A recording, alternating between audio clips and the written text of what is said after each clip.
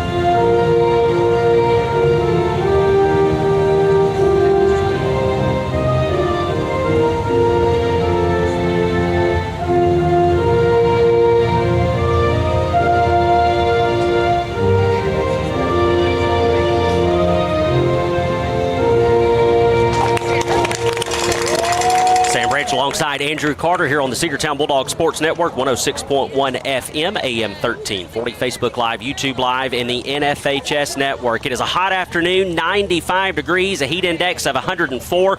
My friend, Mr. Carter, the bats were awfully hot last night for the Lady Dogs. We'll hopefully keep that going here as we face off against another non-region opponent in the form of the Trion Lady Bulldogs. Absolutely. The Lady Dogs bats were going big time. Lady Dogs went 3 innings, winning 15-0 over Model yesterday. But this is a much different team than Model. The Trion Lady Bulldogs come into this matchup with a 4-2 overall record. They have yet to play a region game, so they don't have a region rank. But they are the first of the 2026 softball rankings have come out, and in their classification, Trion is ranked 6th in the state. Cedartown is ranked right there on the edge of a playoff berth at number 32. Currently at 6th place in the region, 0-3 in region action, 2-4 overall for the Lady Bulldogs. So we picked up our first win since the first game of the regular season yesterday. Real quick, taking a look at the defensive setup for the Cedartown Lady Bulldogs. Once again, Aubrey Pittman was slated to be the starting pitcher, but Coach Smith pulling the switcheroo again. It will be Shaylee Pittman to start in the circle. Bennett catching her. Barrett, Hulsey, Haney, and Waits from third around to first. Ramey, Westmoreland, and Andrews in the outfield from left to right. And we'll do another switcheroo. To tell you about it, first up is Sam Branch on the call. Take it away, Sam. Thank you, Mr. Carter. Shaylee Pittman, as you said, in the center circle, ready to go to work here for Cedartown. First pitch on the way. It is a chopper to the third base side. Barrett will field, fire to first to Waits in time. 1 pitch and 1 out. Good way to start off the game if you are Pittman. Batting lineup for the Trion Lady Bulldogs. That was Abby Wheat there at the plate. Aaliyah Sanford now at the plate batting second. Katie DeLay batting third, the catcher. And then we'll get to the rest of the lineup here in just a moment. First pitch on the way from Pittman, and they're called strike one. Cedartown wearing their all-red uniforms with Bulldogs in script across the front in black, outlined in white. Black numbers also outlined in white. Trion wearing all blue uniforms. That one's hit on the ground to Haney. Second baseman will field and fire to first in time for out number 2. Sam, so far that switch in the middle infield has worked pretty well for us. Haney was over at shortstop and committed several errors over there. Halsey switching over to short seems to have at least fixed the problem for now. A good job there on that ground out over to second.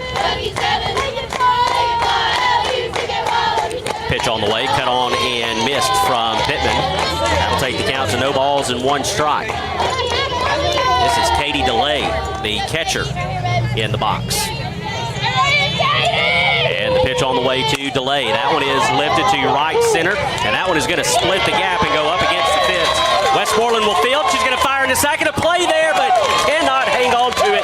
It's Halsey. We almost had her gunned down at second base. The throw had her beat there, but unfortunately, Halsey cannot hold on to the throw. She tried to swipe tag before she secured the ball in her glove. Otherwise, we'd be talking about out number 3, but Trion has a runner in scoring position on that play. We will have a courtesy runner coming out. Number 17 will courtesy run. That is Miley Barnes. And it'll be Hartley Stratton, the designated player, who will bat here with 2 outs and a runner in scoring position for the Trion Lady Bulldogs. Trying a big 2-out double. Pittman will try to hold her there. First pitch on the way. Missed just low, ball 1. 1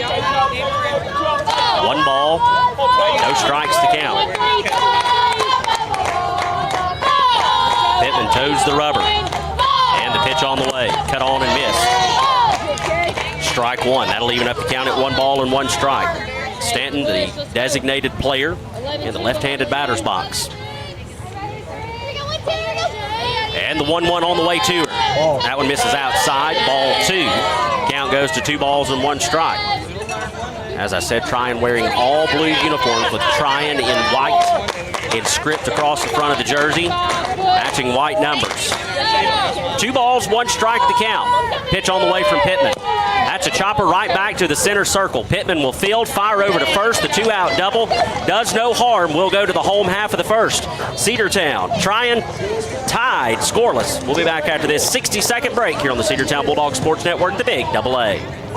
Shop local and save big at Penny Pinchers. Cost plus 10% on South College Street in Cedartown. High-quality hand-cut meats and produce and low-priced national brand name dry groceries and lots more. And while you're there, stop and get something fresh and delicious from the deli. That's Penny Pinchers. Cost plus 10%, 430 South College Street in Cedartown across from the post office. Open 7 a.m. to 9 p.m. Monday through Saturday and 8 a.m. to 8 p.m. on Sundays. That's Penny Pinchers. Cost plus 10% on South College Street in Cedartown. This is Andy Harris, president of Coosa Valley Credit Union, inviting you to come see us for your auto loan needs. If you're buying a car or refinancing your current auto loan, at Coosa Valley Credit Union, you'll get one of the lowest interest rates in the market. Now, auto loan rates are as low as 3.99 APR when you open an account with a direct deposit. Coosa Valley Credit Union is local and nearby in Northwest Georgia. Plus, you'll always speak to a real person when dealing with us. That's what we call kinder banking. Contact 706-235-8551 for more details. Equal opportunity lender. Lady Dogs Softball on your hometown station, the Big AA. Welcome back as we head to the bottom half of the first. No score, 1 hit allowed in that first. It was a 2-out base hit, but nothing doing on that one. The lineup for the Lady Bulldogs goes like this. Shaylee Pittman will lead things off. She was slated originally as the designated player, but is the pitcher. She'll bat first. Briley Halsey, the shortstop, will bat second.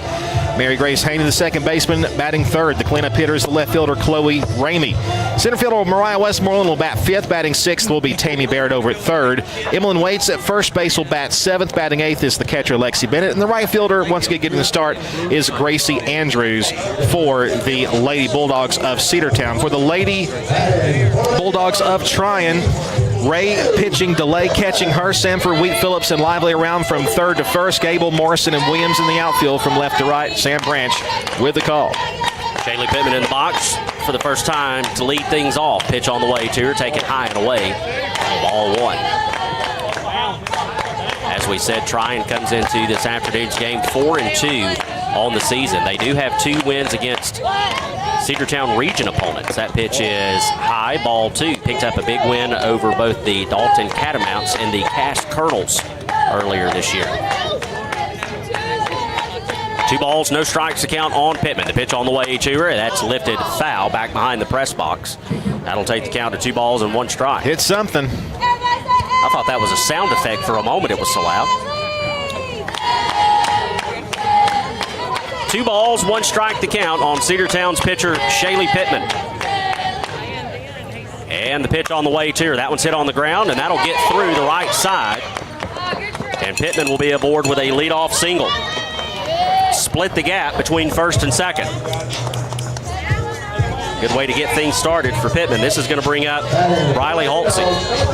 This top 5 in the lineup has been something special for the Lady Dogs the last couple of games, and especially yesterday. Pitch on the way to her. Pittman takes off for second. Throw down to second. Not in time. Gets away from the second baseman, and she's going to have third. She's going to make a big turn at third, and the Lady Dogs are going to be on the board. It is a stolen base at second, a wild throw. She takes third and then home, and the Lady Dogs have the lead, 1-0, bottom of the first. Well, that's where speed comes to get you right there. The Lady Bulldogs had second stolen easily, and then the throw gets away with the speed of our starting pitcher there. She's able to get around was Shaylee Pittman easily, and it is a 2-0 count as that pitch misses. 2 balls and no strikes to Holsey. But, man, I tell you what, that speed of Pittman gets her in there. 1-0 Lady Bulldogs. 2-0 pitch on the way. That one is fouled back. Looked like it was a little high in the zone. Holtzy went up after it. That'll take the count to 2 balls and 1 strike. Speed and aggressiveness on the base pads have become a hallmark of the Coach Josh Smith era here at CHS. He uses those runners at will. 2-1 pitch on the way to Holtzy. That one misses well high out of the zone. Ball 3, and now Holtzy with a hitter's count of 3 balls and 1 strike in the driver's seat. Well, talking about that game yesterday, Sam, I knew it was a matter of time before we had a game like that, and if the Lady Bulldogs can keep that momentum going, we might have a good day today. 3-1 is hit to the right side, almost exactly where the leadoff single from Pittman was hit, and Holtzy is safely aboard. Yeah, on a 3-1 pitch, able to hit it through the right side. The right fielder out there tried to get to it. She did get to it, actually. That's the flex player, Peyton Williams.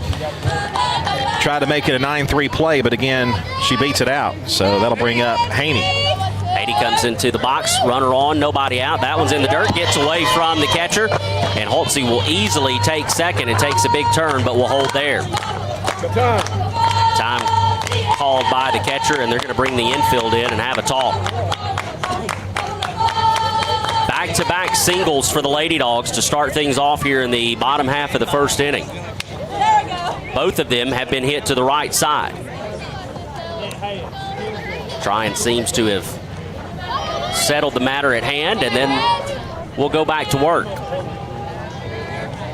Haney back in the box. 1 ball, no strikes.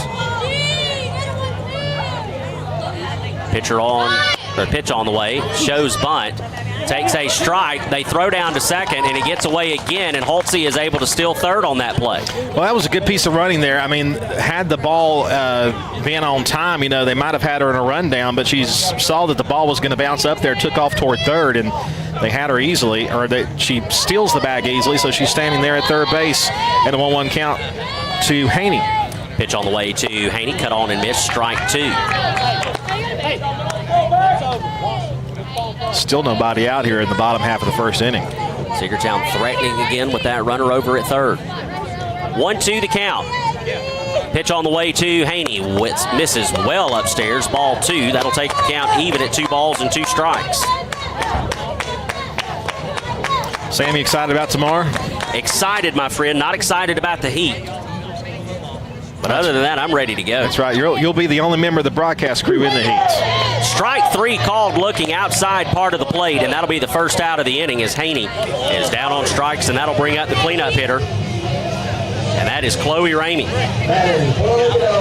Now you'll be down on the field Of course, we'll be up in the booth. We just pray that that all is working correctly up there this year as far as the climate control goes. First pitch on the way to Ramey, swung on and missed, strike one. Looked like Ray might have thrown the rise ball at her, and Haney went up fishing. Yeah, she reared back and fired there. No balls, one strike the count on Chloe Ramey. Runner at third, one out in the inning. Pitch on the way to Ramey is taken upstairs, ball one, that'll even up the count. Atlanta Braves pick up an afternoon win over Chicago. Thank goodness. Yeah, 2-0. And Grant Holmes had a no-hitter going through, I think, the 7th inning. Only one hit allowed. 1-1 is lifted back behind us, foul. That'll take the count to 1 ball and 2 strikes.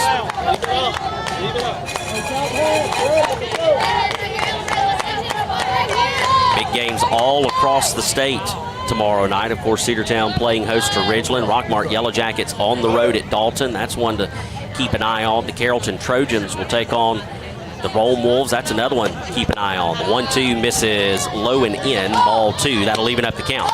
Tonight, Southeast Whitfield plays Gordon Central. That's a local game. Yesterday, Kell and McEachern played, and McEachern with a big win over the Kell Longhorns. That was one of those statewide Corky Kell Classic games. Pitch on the way. That was low. Looks like Ray took something off of that one. Yeah, good job there by Chloe to spit on that one. 3 balls and 2 strikes. Full count for Ray. Payoff pitch due from her. Ramey back in the box, and there is the payoff pitch, and it is way outside. Ball 4. Yeah, Chloe earned that walk there. A couple of good takes there in the batter's box. 2 on, 1 out, and Mariah Westmoreland will be the batter. So far, Ray struggling to find the strike zone. Westmoreland comes to the plate, runners on the corners, and just 1 out in the inning. A big chance here for the Lady Dogs to play to run. Long look in by Ray. And the pitch. Westmoreland showed bunt, but it was fouled off at the plate. Yeah, Ray has good stuff. We've seen her when she throws it in the zone. It's well located, has movement on it. She gets some swings and misses, but her control is waning here in the first inning. No balls and a strike now, the count after the failed bunt attempt there by Westmoreland. Brian back in the left-handed batter's box. Ray deals, and that one is lifted to shallow left side. It'll be to the shortstop, who will make the squeeze for out number 2. Yeah, Mariah had the swing away sign there and did pop it up. So she'll be retired. That'll bring up Tammy Barrett, the Lady Dogs' third baseman, handling the hot corner today. And hot being the word, it is a hot afternoon, as Sam said. 95 here in this first inning. Ray looks in, gets the sign, and the first pitch on the way to Barrett. Runner will take off to second, and she is down there safely. The pitch was a strike, so it's no balls and 1 strike, but now you have Chloe Ramey at second base. Base hit will mean 2 runs with Chloe's speed out there with 2 outs. She'll be running on contact. Lady Dogs did not struggle with runners in scoring position last night. No, sir. Aside from that, they have dealt with that all season long. That one is fouled off and held on to by the catcher, and that'll take the count to 0-2. No balls, 2 strikes, 2 on, 2 out. 1 run across here in the bottom of the first inning. Ray into the windup. The pitch on the way, takes something off of it, and misses low, ball 1. Good take by Tammy Barrett. Had she gone after that one and made contact, it had ground ball written all over it. Now Barrett will have to work a 1-2 count. And the pitch from Ray. That one is lifted back behind the press box. That'll keep it at a 1 ball and 2 strikes count.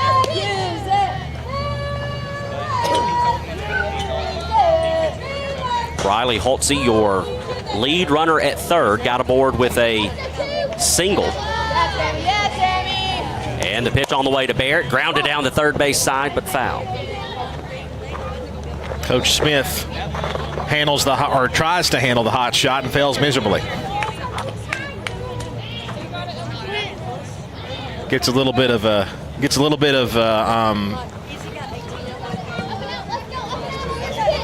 grief from his dugout over there.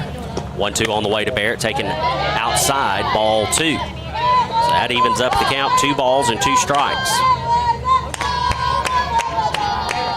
Cedartown has 1 run here in this first. Would love to get more. And the pitch on the way. Called strike 3 on the outside part of the corner, and Ray pitches out of a jam. Only allows 1, and the Lady Dogs leave 2.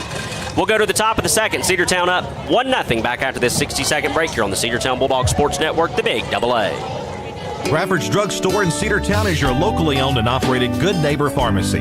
Bradford's accepts most prescription plans, and remember, Bradford's for all your gift and decor needs. Bradford's pharmacists take time to get to know you and answer any questions you may have. Go by and see Justin Strickland and all the folks at Bradford's, and be sure to use their convenient drive-thru. 500 North Main Street in Cedartown, 770-748-3100. Bradford's Drug, your locally owned and operated good neighbor pharmacy. Rocky and Patty Tillery, 2 Cedartown High School graduates, and they stayed right here in the county and went into business. They employ right at 100 people, and they've been doing that for a long time. Most of their work is from out of the county, but they want to push our youngsters here, no matter what they're doing, Little League, Pony League, high school baseball, basketball, football, and soccer, and that's Polk County Public Service. They appreciate serving you. Lady Dogs Softball on your hometown station, the Big AA.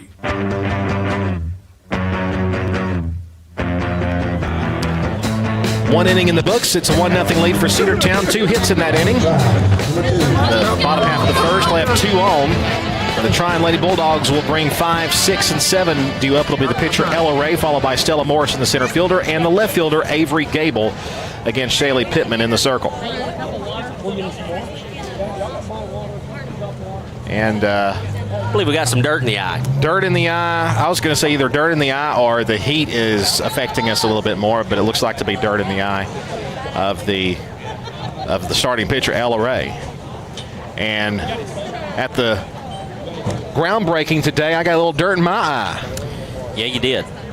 But this afternoon, the ground was officially broken on the corners of Cedartown Project, featuring a Publix and several other retail shops, which will be opening in about a little over a year's time from now. The current target opening date will be sometime in October of 27.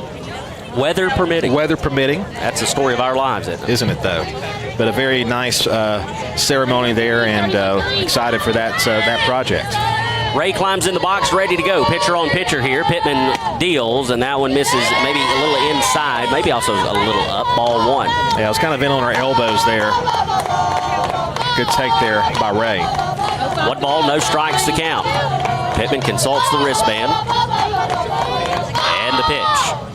And that one is hit back up the middle. Holtze will come over from shortstop. Field fires, not in time, and it gets away from Waits, but not far enough away. On the bag. And they will hold the runner at first. So there's going to be a question here. That they're going to give her second base because the ball hit the netting of the first base dugout, but then it dug underneath that netting and got caught in the netting. And initially they didn't give her the bag, but they will now, and I think that's definitely the right call there. If the ball does go in the dugout or gets stuck in something around the dugout, it's an automatic extra base. Agreed. So that'll be the first error of the ball game. Also bring in a courtesy runner. Looks like it's going to be maybe number 1, Ava Turner, out at second base for Trion. So this will bring up Stella Morrison, the center fielder. She'll come to the plate with the runner at second base and nobody out here in the top of the second inning. Cedartown holding on to a 1-0 lead. Pitch on the way from Pittman. They show bunt, executed perfectly. Pittman will field, fire to first, and we cannot hold on to it as Haney came over from her spot at second base to cover the bag as Waits charged down the line and just cannot make the catch. And that's going to put runners on the corners and will prompt a very early visit to the circle by Coach Jay Johnson. That's probably going to be ruled an E4. It was a catch that should have been. It was a ball that should have been called over there at first base. And one thing that teams seem to do, and especially you see that in fast pitch softball all the time, when you see something like what just happened, you put the ball on the ground, you make the defense work and try to get base hits out of it, and we've seen teams do that to us all season long, and Trion no exception there. Able to get aboard on the fielding error, or at least the catching of the throw error there on that one. So 2 errors for the Lady Bulldogs, 2 already for Trion, but they're in business, tying run at third base with nobody out, and it'll be Avery Gable, the left fielder, who will come to the plate for the first time today. Gable steps in the box, runners on the corners. Great opportunity here for Trion. Lady Dawgs going to try to keep him at bay. Does she bunt again? Long look in by Pittman. Gets the sign, checks the wristband, and the pitch. They do show bunt. Taken inside, but it is for a strike.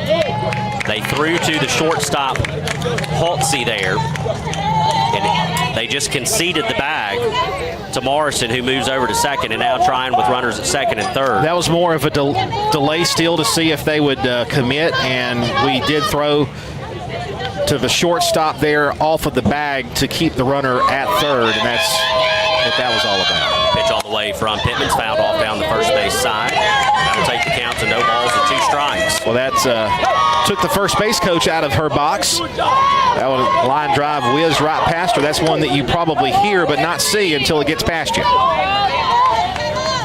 Nothing in 2 the count. Pittman back in the circle, ready to go to work. And the 0-2 on the way.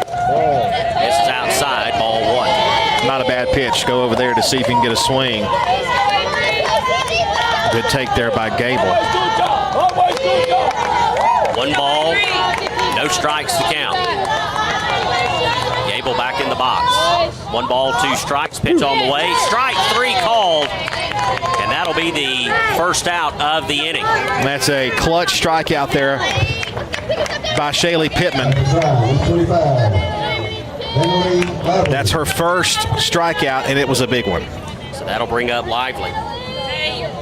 Danilee Lively, the first baseman, steps in. Runner still at second and third. Now 1 out in the inning. Pittman looks in, and the pitch on the way. That one's cut on and fouled off into the parking lot. Hit something and ricocheted back. Hopefully it wasn't a vehicle. But you park at your own risk down here. Present company included in that statement. And I'm not talking about Sam. No, sir. Lively back in the box. Pitch on the way to her from Pittman. Taken low, ball 1. That'll even up the count at 1-1. I alluded to a conversation we will probably have on Sports Talk Live tomorrow about the transfer portal and about some eligibility for some college football players. Big story coming out today on that. 1-1, swung on and missed, strike 2.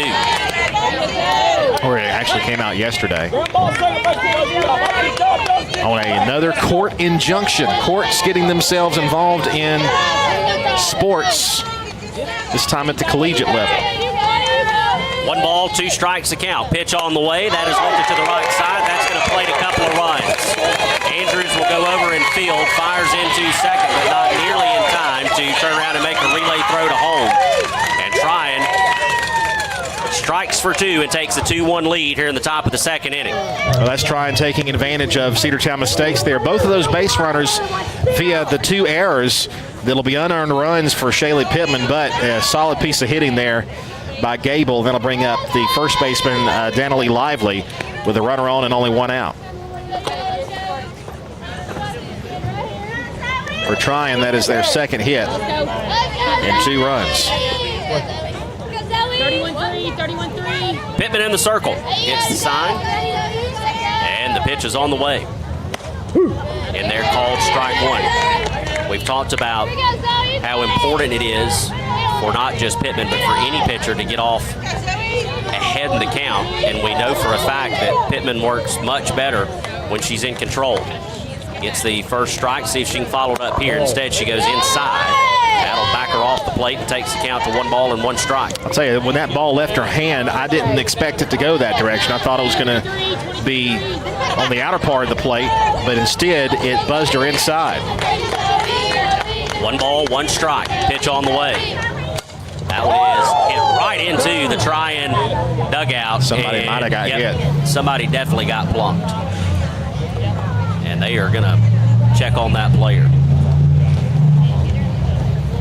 Player or coach, I'm not sure. That was literally hit on a line on a perfect spot. There's a fence that protects the front of the dugout, but it doesn't go all the way up. There's a section of the front of the dugout that is exposed, and that line drive foul literally went right over that fence and into the dugout, and it looks like it might have hit somebody. I don't know if it was direct hit or a ricochet hit. Either way, it's a hard hit to come, and they call it a softball, but it's definitely not soft. Trainer, I should say, for Cedartown has gone into the dugout to check on the injury. Whoever it is. And that one came, that wasn't like a pop-up that went into the dugout. It was literally a laser beam line drive. So we hope everybody's okay. They are checking on everything. Assistant coach Brett Lane also heading toward the visitors' dugout to check. But typically when you're in that dugout, you're pretty much out of sight, out of mind as far as any kind of stray balls heading your way or bats or anything like that. But like we said, here at Cedartown, that fence in front of the dugout only goes up part way.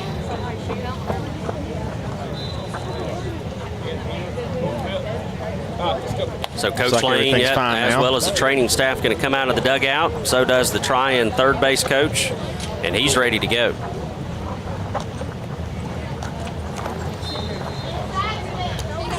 One ball, 2 strikes to count. A runner at first, 1 out, 2 runs already across here for Trion. They have taken a 2-1 lead here in the top of the second inning. Let's go, Shay, finish it. And we're ready. Home plate umpire signals play ball. Pittman will consult the wristband. Toes the rubber, pitch on the way to her. That one misses outside, ball 2. 2 balls, 2 strikes now the count. 34-4,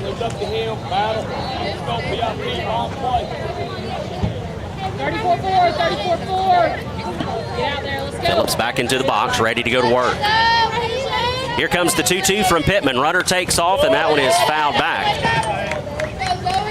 I say takes off. Lively had a pretty good jump.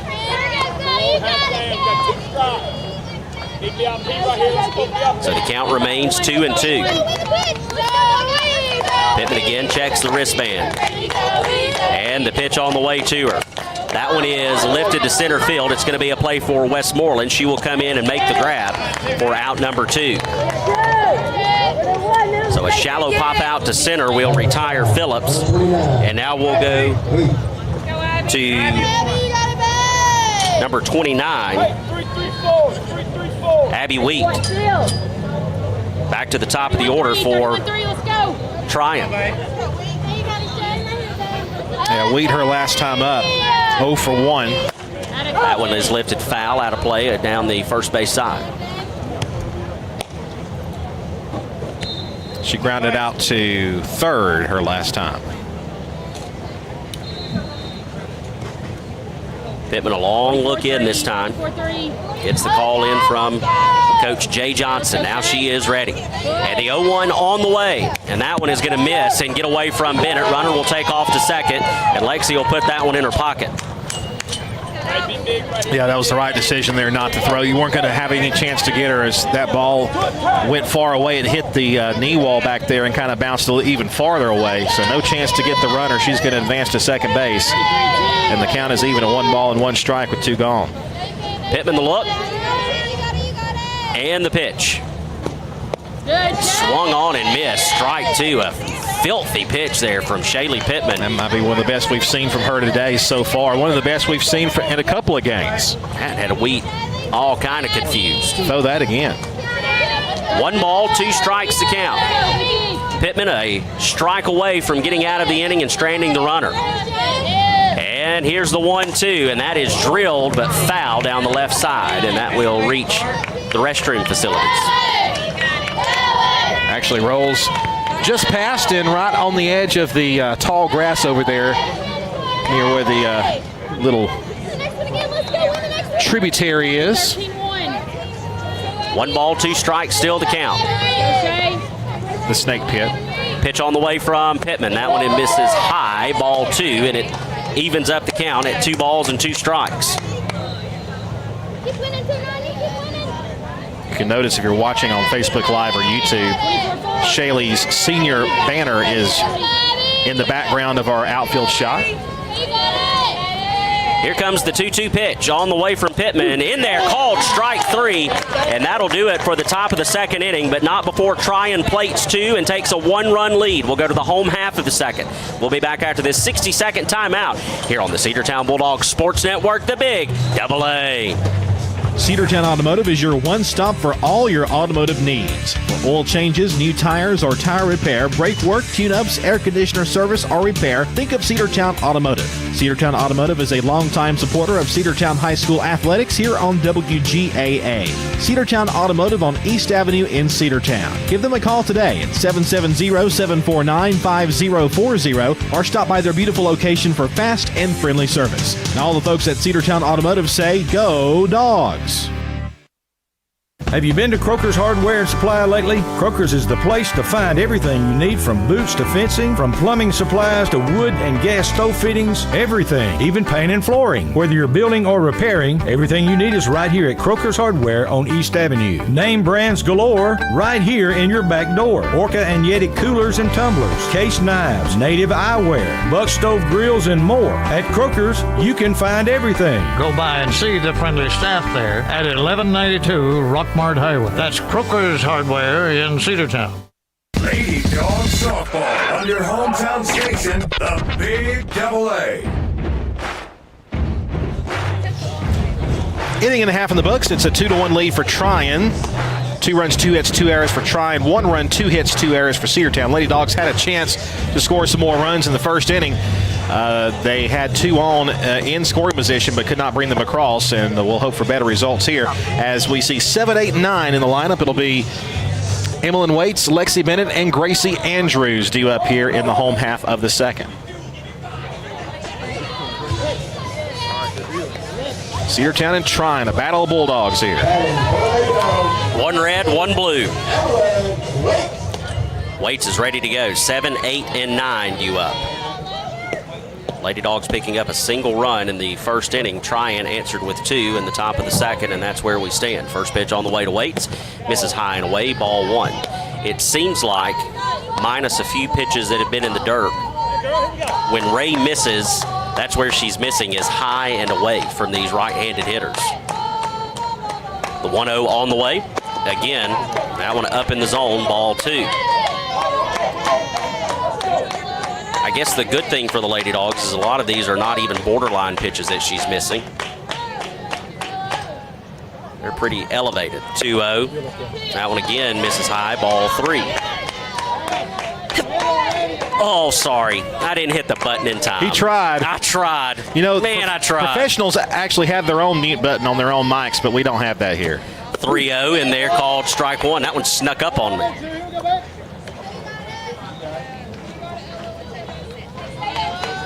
Three balls, 1 strike the count on Cedartown's first baseman, Emmeline Waits. That one misses in the dirt, ball 4, and Waits will be aboard with a leadoff walk to start the bottom of the second inning. So in both innings, leadoff hitter able to reach. Pittman did it courtesy of a single. Waits does it as a result of a walk. So that's going to bring up Lexi Bennett, the Bulldog backstop, hitting here in the 8th spot in the order. Ray back on the rubber, ready to go. Long look in to the catcher, delay, and that one is lifted to the right side, and that one's going to get down and over the head of the right fielder. Waits is going to round second, and she's going to get the stop sign at third. A double for Lexi Bennett, as that one was just deposited over the head of the right fielder, Peyton Williams. Well, that ball was struck a ton. I mean, that thing got to the outfield fence in a hurry. And usually when a ball gets out that far, it's easily going to score runners, but that ball was hit so hard and bounced so hard off the fence. They got it back in and just held her to a double with runners at second and third. That'll prompt a pitching visit. As you heard our PA announcer, Sean Smith, one of the best in the business. announcing that Emma Warren is going to, Emma Warren is going to courtesy run for Lexi Bennett out at second base. The meeting has been adjourned. They've taken attendance. And now we're ready to go. So Gracie Andrews will step in the box. She's ready to go, batting in the number 9 spot in the order. Runners at second and third, nobody out. Cedartown threatening here in the bottom half of the second inning. First pitch on the way to Andrews is cut on and missed, strike one.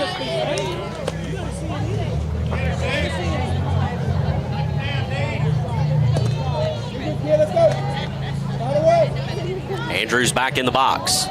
No balls, 1 strike. And the pitch on the way to her. That one is taken low, ball 1. That'll even up the count at 1-1.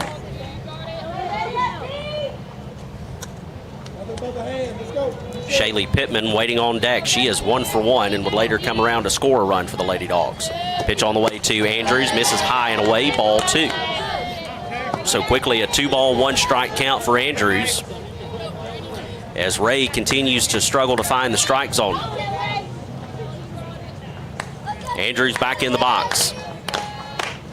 And the 2-1 on the way again. That one gets away from her. And it goes all the way to the backstop, but got a good bounce back as Waits has to stay put out at third.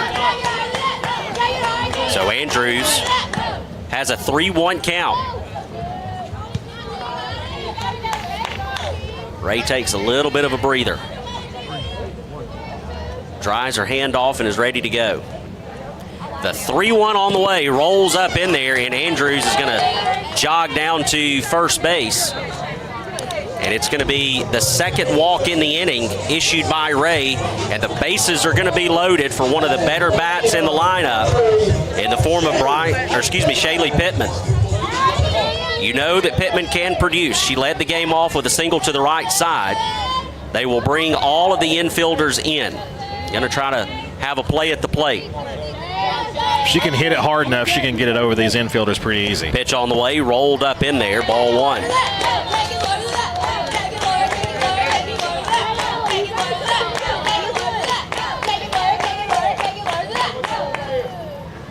One ball, no strikes to count. Ray is settled in on a pitch, and here it comes. And that one rolls up in there, ball 2. Well, almost hit her. Right around her feet. Last 2 pitches have skipped up to the plate, hitting right around the front of the batter's box. 2 balls, no strikes to count. And the pitch. That one catches the zone. Strike 1. This time she went up and away in the zone from Pittman. Perhaps a stitch of the softball got a corner, but that was very close to being a ball. 2-1 is hit down the left side and foul. She smoked it down the third base line, but about 10 feet foul. Otherwise, that would have played it at least 2, if not 3, with the speed of Gracie Andrews down at first base. Instead, it takes the count even at 2 balls and 2 strikes. Nobody out in the inning. Here comes the pitch from Ray. The 2-2 is lifted, and it's going to stay in the infield, and the first baseman will make the grab for out number 1. So really and truly, the only thing that you didn't want to do was pop it up, and that's what Pittman does there, and that'll be the first out of the inning. But it brings up another great bat in this Lady Dogs lineup, and that is Briley Holtze. One of the things you saw there, though, she reached out, and that was not a good pitch to drive. She reached out there and tried to do something with it and ended up popping it up. Pitch on the way to Holtze. That one is popped up, but that is going to find some real estate in plate 1. So the Lady Dogs have tied it on a bloops RBI single to the left side over the head of the shortstop. And Holtze is aboard with a 1-out single that drives in Emmeline Waits from third. Emma Warren will move up to third, Andrews to second. And this will bring up Mary Grace Haney. Haney is 0 for 1 with a strikeout. 1 of 2 Lady Dog strikeouts so far. Pitch on the way to her, well out of the zone. Or as Mr. Baseball would say, just a bit outside. Tried the corner, missed it. Yep. The late great Bob Euchre. 1 ball, no strikes the count. And the pitch to Andrews. That one missed upstairs, ball 2. Out of all of the baseball players turned broadcasters, I would say he probably had one of the best second parts of his career as a broadcaster.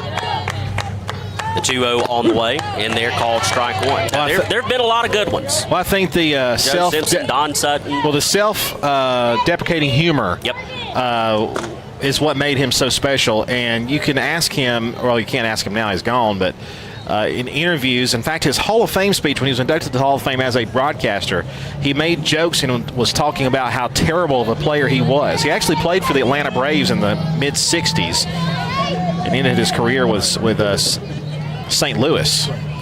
2 balls, 1 strike to count on the Bulldogs' second baseman, Mary Grace Haney. The pitch on the way to her. That is lifted to the right side. Will that find real estate? And it will, but it is foul by about 3 feet. Otherwise, that was going to plate another run, possibly 2, as Gracie Andrews was almost at third base. One of the funnier stories by Euchre was he would talk about catching Phil Necro.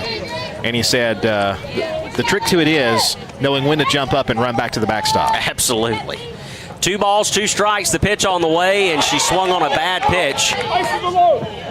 And that'll be the second out of the inning. Typically, you would go to first base, but it's occupied, and there's no room to put her on there, so that's out number 2.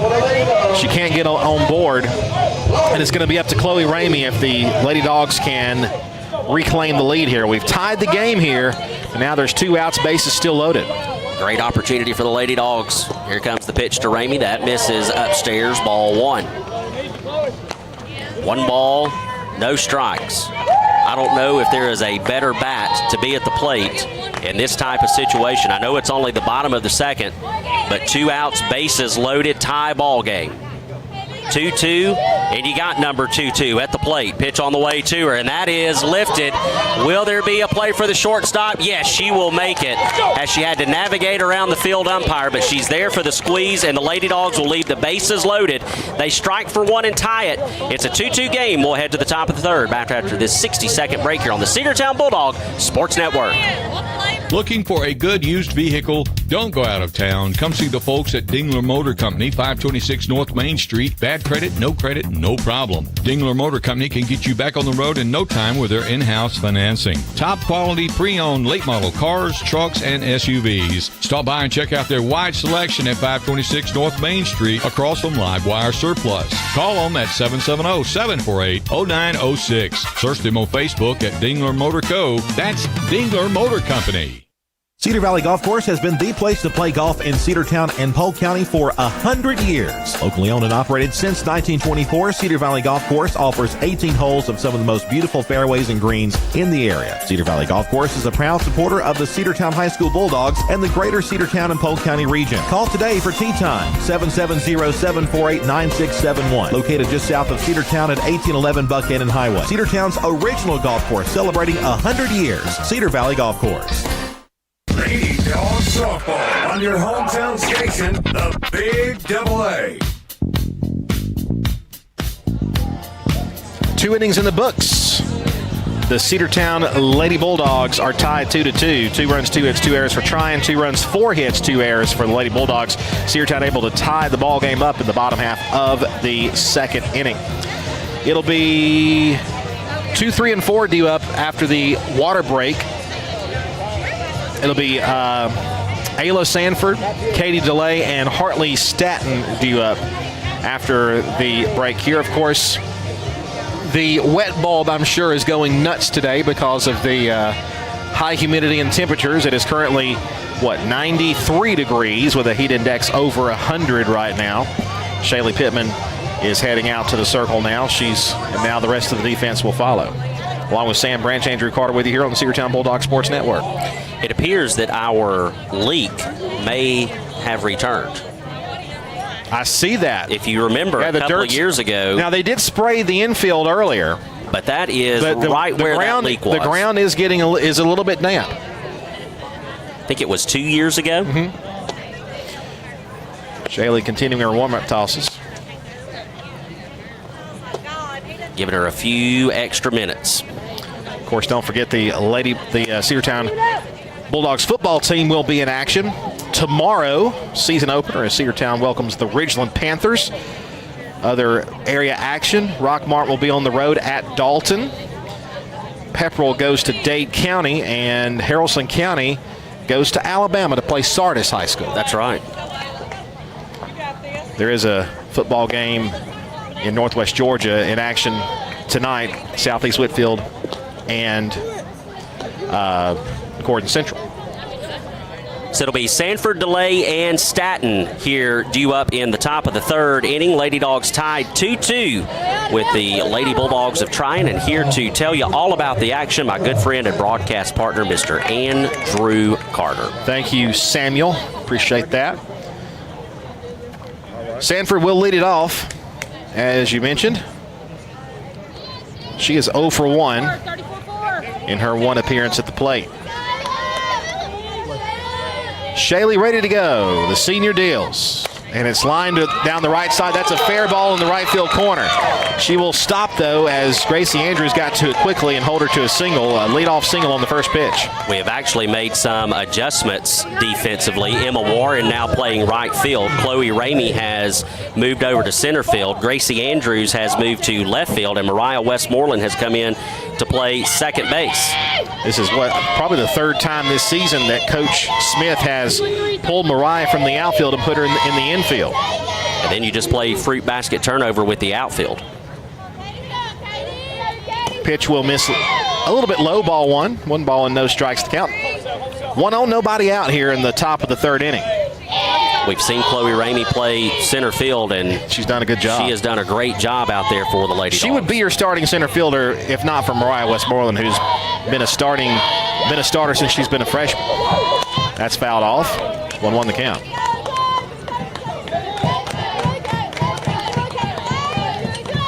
Delay at the plate. She has one of the 2 base hits so far.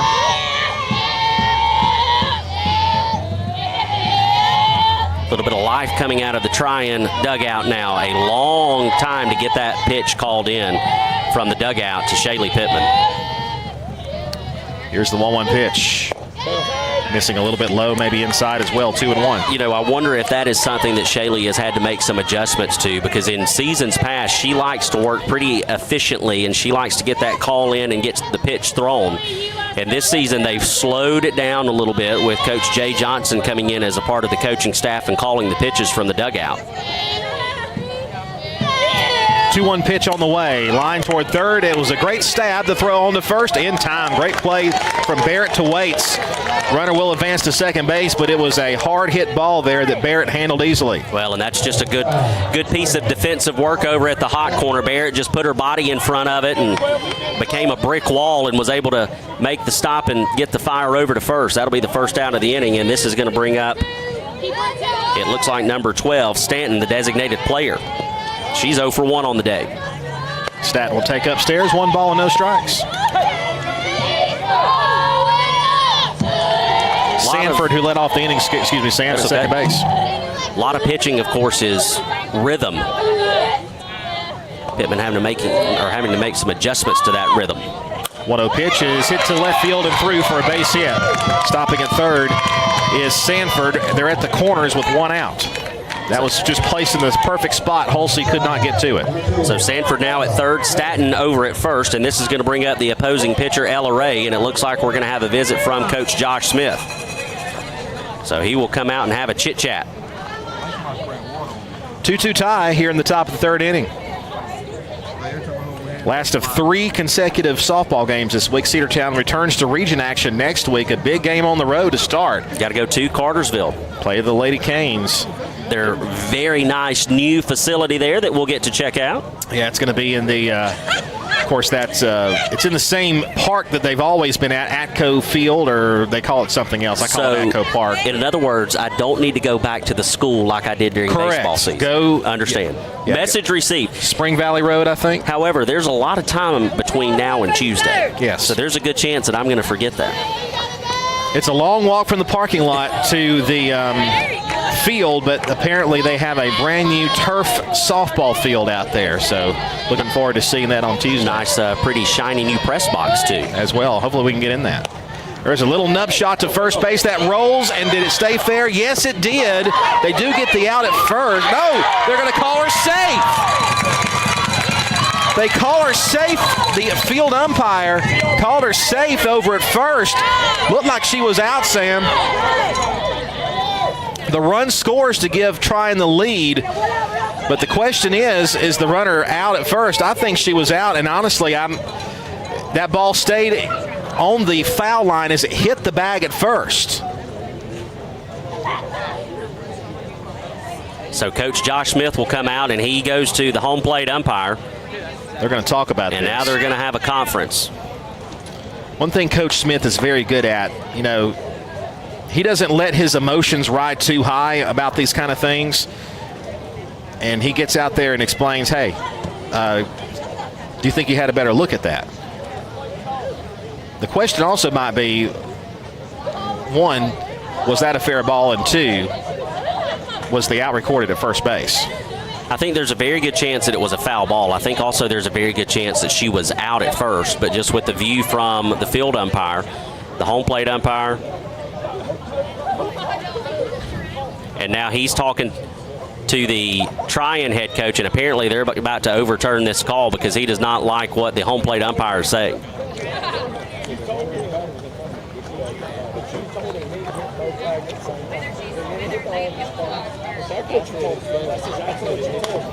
And they are having a disagreement. And so it's a foul ball, and everybody's going to go back. So I am 0 for 2 on that one. So that'll take the run off the board as well. Yep. So that'll put runners back at first and third. Or no, the run is going to stand, and they're going to call her out. Well, if it's a foul. Okay, there we go. It just took a long time for us to reset everything. Okay. So now Sean Smith has to work his magic on the scoreboard and take the run off the board.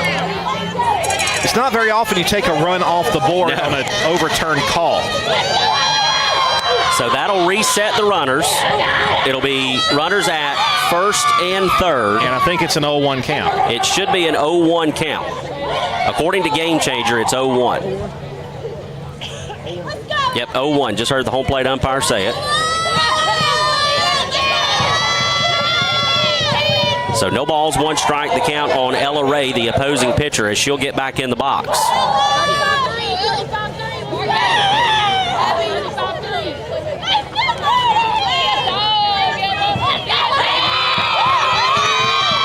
And we're ready to go back to work. Here comes the 0-1.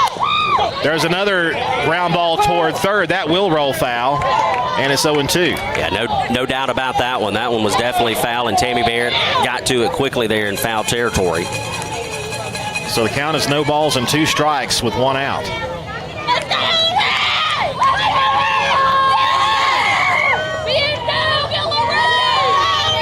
No balls, 2 strikes, 2 on, 1 out.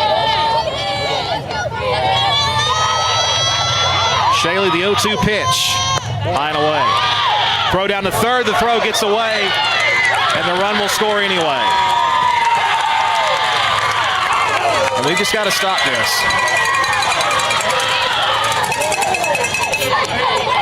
Countless times this season we've seen throws like this, trying to pick runners off, go into the outfield, and because of that, a run will score, and it's going to give Trion the lead 3-2. So now Sean doesn't have to worry about taking the run off the board. That's the only positive thing about that play for the Lady Bulldogs' sake.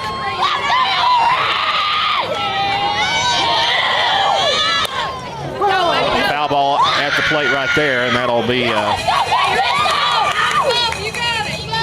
still strike 2.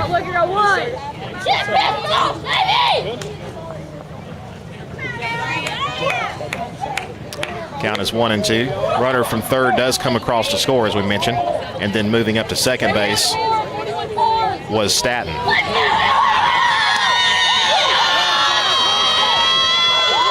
Here's the pitch. That was missing low. And I think it's 2-2. Yeah, that should even up the count at 2 balls and 2 strikes with that one. So Ray back in the box. So a bunch of confusion in this top of the third inning. Here's the 2-2. Pops up in the infield. Shaylee calls for it. She's got it, and that'll be out number 2. Tell you what, through 2.5 innings, this is shaping up to be a heck of a ball game. It is. Definitely a different vibe than yesterday when Cedartown just came out and scored often. Stella Morrison will climb in the box, the center fielder. Lady Dogs offense have left 5 base runners aboard.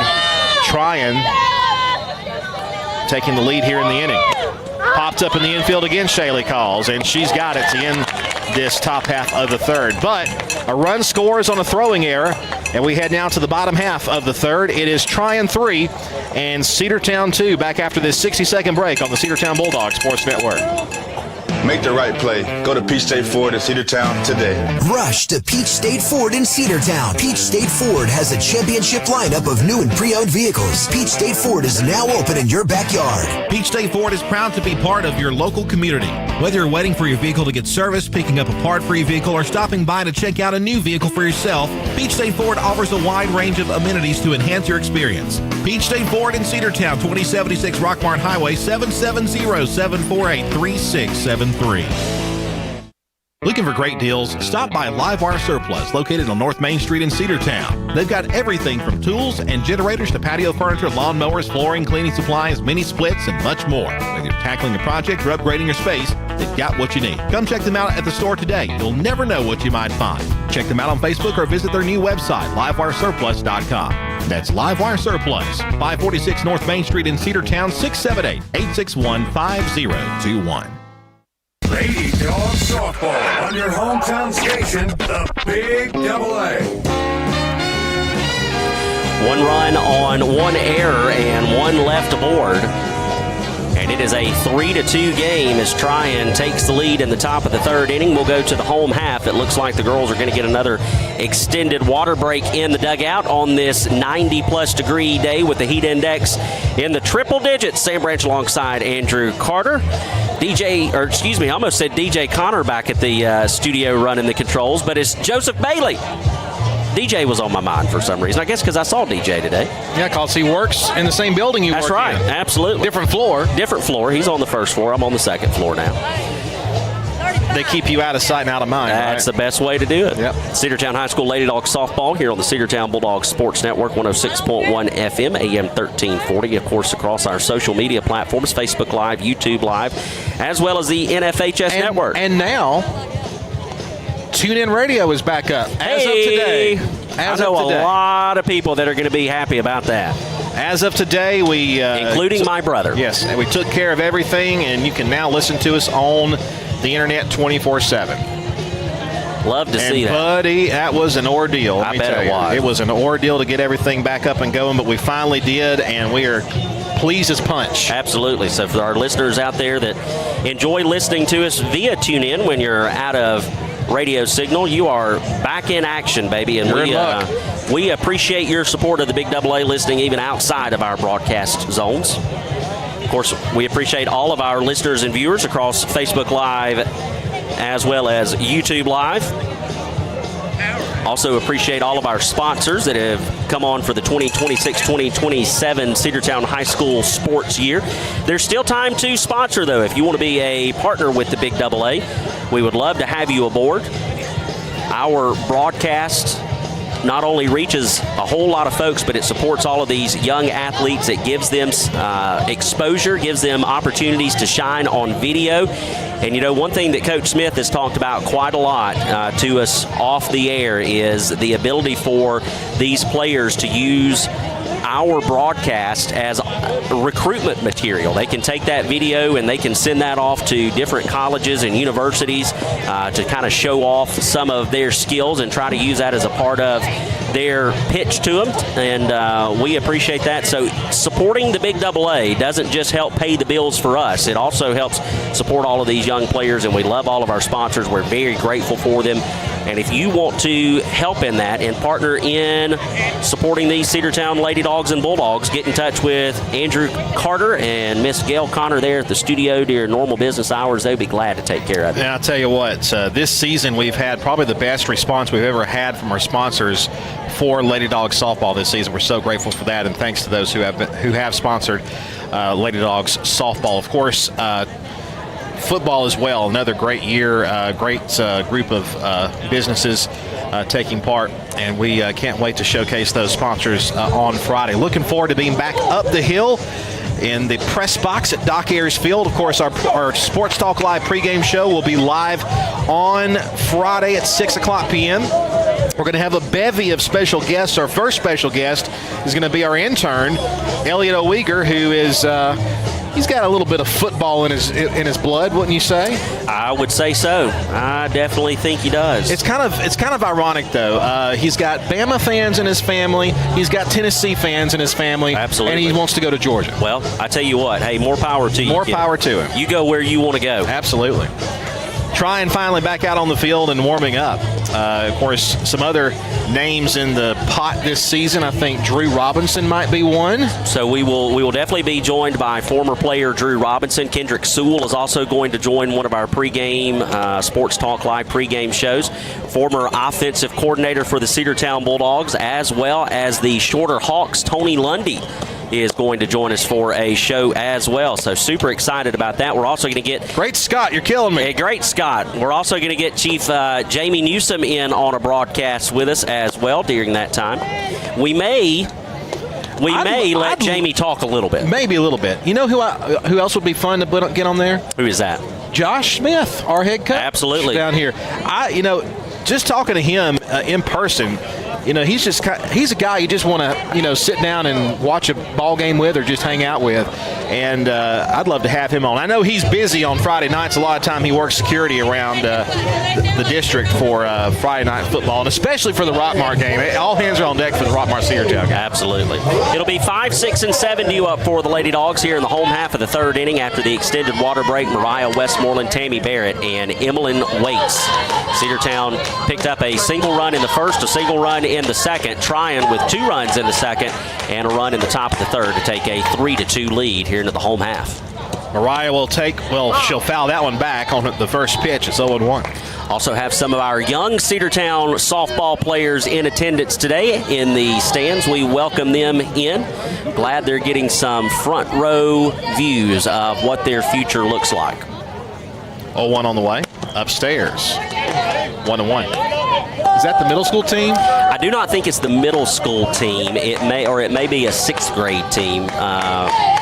Judging off of at least one of those players down there, I don't believe it's middle school. It might be. 1-1 on the way. Called strike. It was right around the letters, and Mariah doesn't agree. Some more of those players coming in now. Line drive to right center field, base hit. It gets past the center fielder and all the way to the fence. Mariah's going to round second, head to third. She'll be there standing. No, she'll slide in, and it's going to be a triple for Mariah Westmoreland. To lead off the inning, she's at third base, and the Lady Bulldogs are in business. That tying run is standing at third base as Mariah Westmoreland, she was going to be a double at least, but once the ball got past the center fielder and hit the fence, it's easy 3 for Mariah. At speed of Westmoreland turns that double into the triple, and this will bring up Tammy Barrett. Barrett 0 for 1 with a strikeout, and she'll foul that one back off the end of the bat. If my ears did not deceive me, I'm fairly confident someone downstairs just referred to her as Tammylicious. If so, that might be one of the better nicknames I've heard in a while. I'm not going to say that nickname. You're welcome to. I'm going to stick with Tammy. I'm just repeating what was said downstairs. Yes. 0-1 on the way. Missing high. 1-1 the count. Good take there by Barrett. Cedartown woes of leaving base runners aboard has continued into this game, but we're hoping that we can break out of that. Tying run at third with nobody out. 1-1 the count. Pitch to Barrett. Popped up to shallow center field. It will be the second baseman calling. She'll make the catch. Mariah's going to try. She's going to come home. She will score. And we are tied 3-3. For whatever reason, there was a lot of delay out at second base by Zoe Phillips when she caught that ball. I don't think she thought there was any way that Westmoreland was going to try to score. Have you not seen her run? Absolutely. Have you not met Coach Smith? She will run fast, and Coach Smith is aggressive in sending base runners, especially in a situation like that. A sacrifice fly in the infield to the second baseman scores the run from third, and we're tied. This will bring up Emmeline Waits. Emmeline takes high and away, 1 ball, and no strikes. Waits, a run scored, a walk her last time up.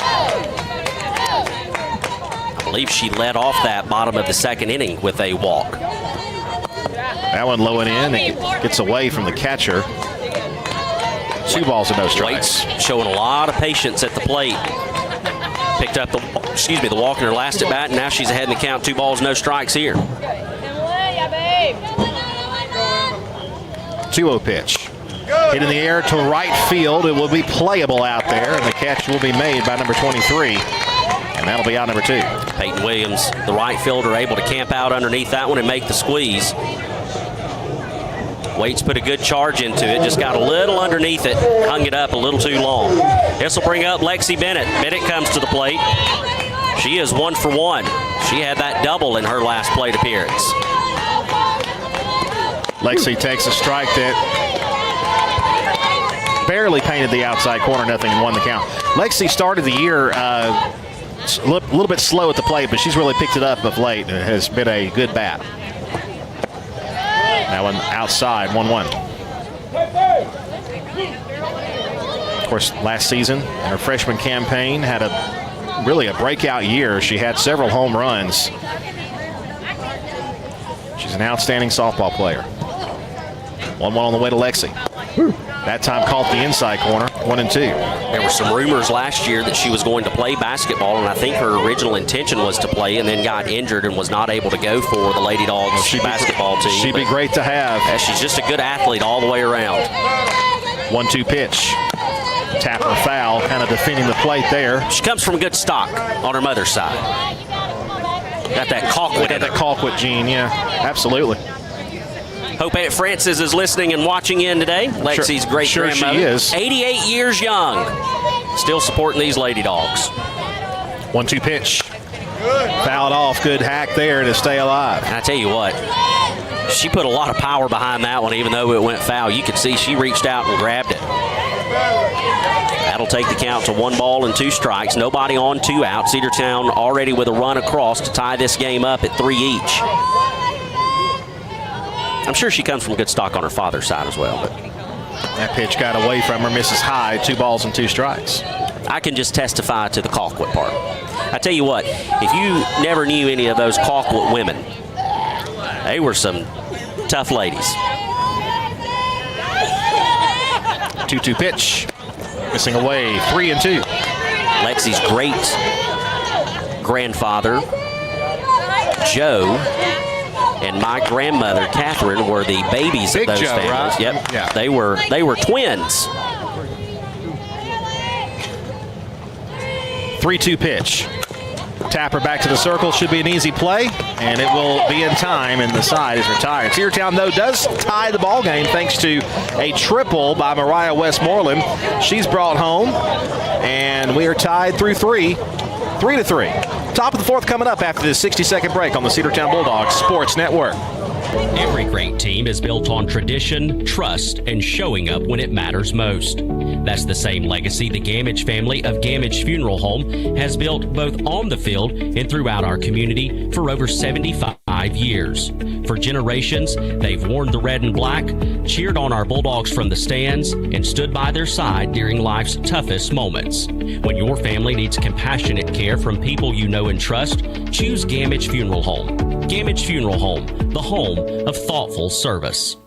Visit Rudy Woods Appliance and Home Furnishings to get high-grade performance straight from the commercial Maytag washer assembly line. The Maytag commercial-grade residential washer features a robust build that brings rugged durability to your home laundry room. Shop now at Rudy Woods Appliance and Home Furnishings and bring home the power of Maytag. Stop in at Rudy Woods Appliance and Home Furnishings, 539 West Avenue in Cedartown, 770-748-7936 or rudywoods.com. Lady Dogs Softball on your hometown station, the Big Double A.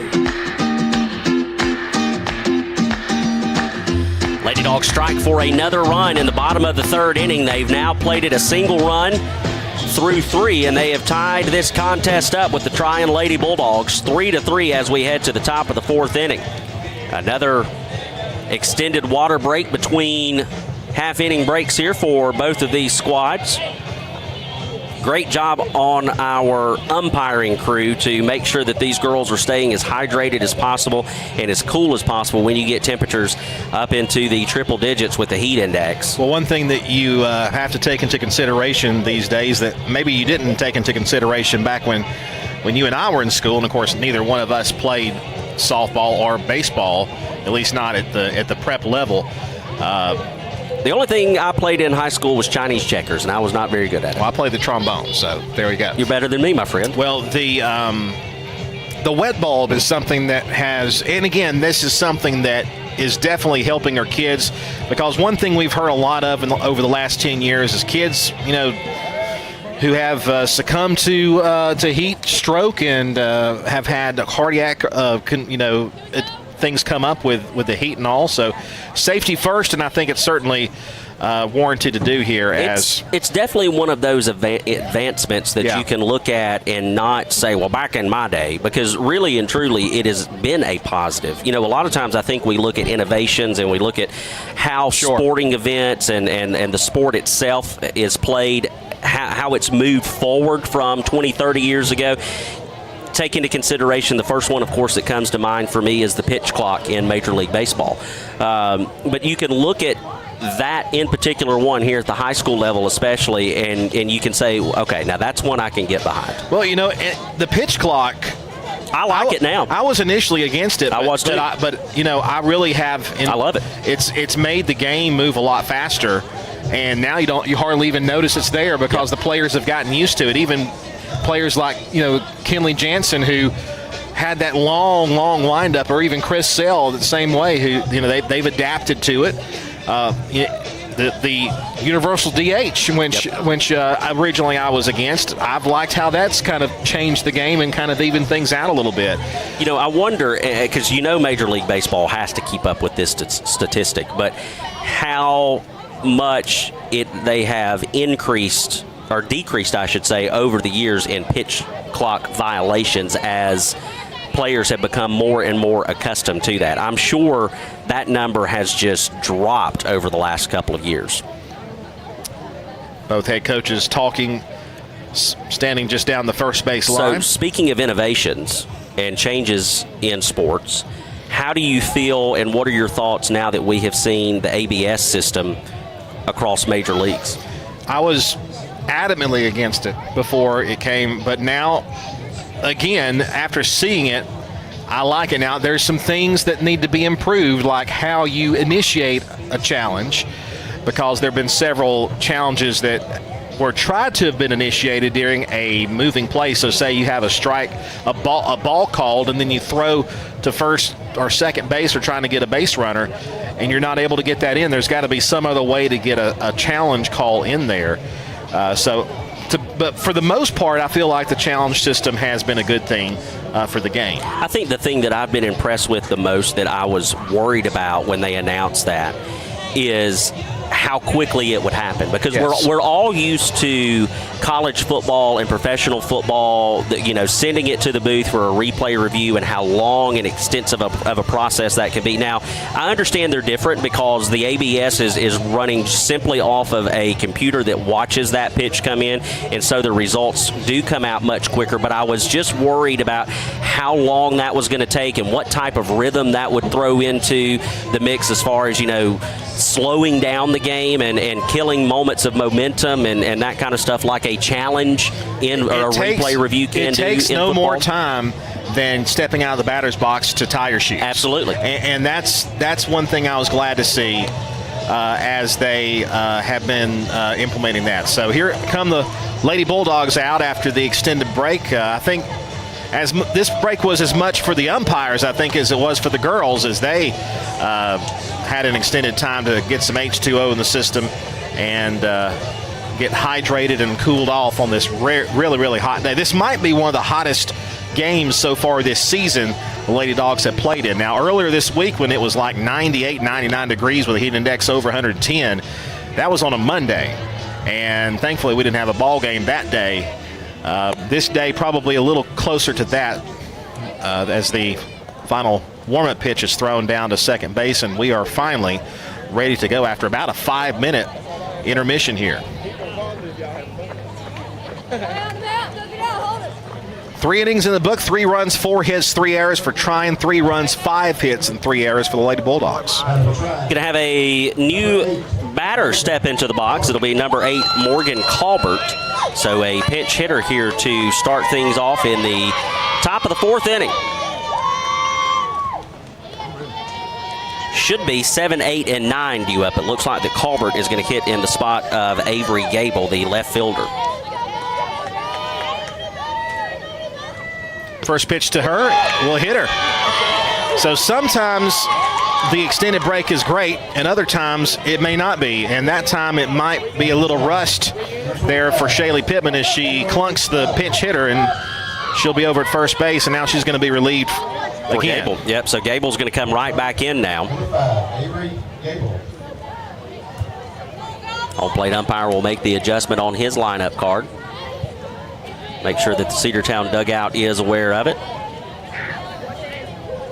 And so that will bring up number 25. Danalee Lively. Danalee Lively, yep, the first baseman. She'll come to the plate with runner over at first, nobody out, top of the 4th inning. Cedartown tied 3-3 with the Trion Lady Bulldogs. Sam Rich alongside Andrew Carter. Yeah, Lively 1 for 1 with 2 runs batted in. And that one wow, that was pretty close, but a called ball. 1-0 the count. Our good buddy Joseph Bailey, Yosef, back at the station running the controls, keeping us on the air, doing a fantastic job as always. He'll be behind the camera tomorrow night for the Bulldogs. 1-0 pitch on the way, swung and foul tipped. It's 1-1. For the Hiram game, we had full video crew in tow, but we didn't broadcast video-wise. It was a video, practice for us. We always do that on the scrimmage game. It was radio only, but this will be full-on video and radio tomorrow night. 1-1 pitch, grounded towards shortstop. Haney, no, that's Hulsey. She mishandles the ball, and everybody's safe. First and second, nobody out. That'll be the 4th Lady Dogs error. Just rushed it there, didn't secure the ball. And so that will put runners at first and second. And that is going to bring up number 15, Zoe Phillips, batting in the 9 spot here in the order, the second baseman. Phillips is 0 for 1. Runners at first and second, nobody out. Squares to bunt, lays it down, fielded at third, throw to first is in time. She held on to it. Now, here's the thing. The ball was out of her glove when the runner crossed, and she's probably going to be safe. This is probably going to be overturned. Yep, I think this one's going to be overturned as the head coach for Trion, who also serves as their third base coach, called time immediately and is out pleading his case to the field umpire. And I got to tell you, this as much as I would love for that to be out at first, but that ball was bobbled. She did hold on to it, but either way, it was out of her possession when the runner crossed the bag. So I think this will be a safe call, and the bases will be loaded. And it is. They do overturn the call. That'll be the second changed call of the game so far. And the 5th error up for the Lady Bulldogs in the second of this inning. So now we'll go back to the top of the order, and it'll be Abby Wheat, who is 0 for 2 with a strikeout, and we're going to have another visit to the circle from Coach Jay Johnson. And again, I think this one is going to be more directed at the infield to tell them to settle down. Shaylee has pitched a good game so far. She's given up some big base hits, but the defense, once again, being plagued by errors on the infield. That is the 5th error for the Cedartown defense, and we've got a third umpire that has appeared. I think he may be replacing our field umpire. Yep, he may be coming in relief.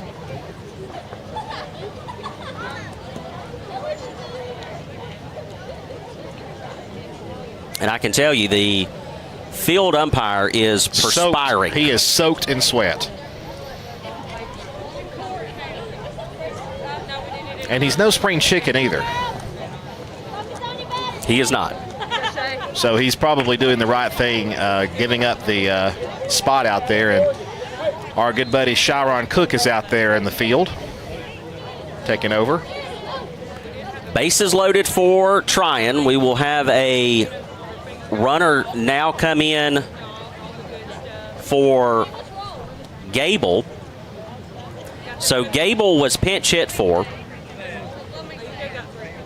When the hitter or when the batter was hit by a pitch, Gable came back in to run in her spot, and now we're going to have a pinch runner come back out in Morgan Colbert. Colbert was at the plate for Gable. So now, that's not something you see often at all. Well, I think Gable's burned now because she's been taken out for the second time.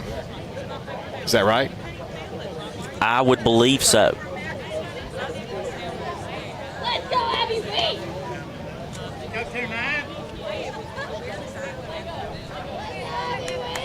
So the home plate umpire, after conferring with the field umpire, will go over and ensure that Cedartown dugout is aware of the situation, and now we're ready to go. Again, back to the top of the order for Trion. Abby Wheat, bases are loaded, nobody is out. Top of the 4th inning, and it's tied 3-3. Dicey situation here. That's fouled off of the support poles for the netting behind home plate. Strike one. We are only through 3 complete innings, and we're already an hour and a half into this game. Approaching the top of the hour, 7 o'clock here on the East Coast. Been moving slow. A lot of extended water breaks and a lot of long innings. 0-1 from Shaylee. Fouled away to the right side. The bases has definitely been busy for both squads. Of course, they were busy last night for Cedartown, picking up the 15-0 win over the Model Blue Devils in 3 innings. This one has been a slugfest from the word go. 0-2 pitch, low and in. Good stop by Bennett. 1-2. And the Flying Ants have returned. I think I killed 3 last night. The Sweat Bees. They're rough. They're just annoying more than anything, to be honest. 1-2. Outside, 2-2. Not a bad pitch there by Pittman to take that one outside of the zone, see if she could get Wheat to chase on it. She lays off of it, though, and it evens up the count. The breeze blowing in from center field right now. At least the air is moving a little bit. 2-2. Hit on the ground to shortstop, and it gets right through her legs. That's going to score 2 runs, and Trion's going to take the lead back. Throw to third, gets away. Runner will advance from first to second on the throw. And once again, defense. Yep, the infield woes continue. That'll be the 6th error of the game.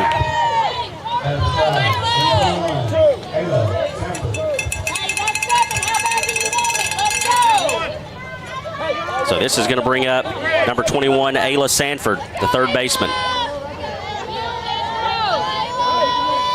Sanford is 1 for 2 with a run scored. Here's the pitch to her. Right over the plate for a called strike one. Runners at second and third. Nobody out in the inning. 2 runs across. They scored 2 back in the second inning as well. The pitch. Fouled at the plate. 0-2. Good pitch there by Pittman. Looks like Lexi Bennett's going to call time. Head out to the circle to talk with Pittman. Make sure that they're on the same page with each other.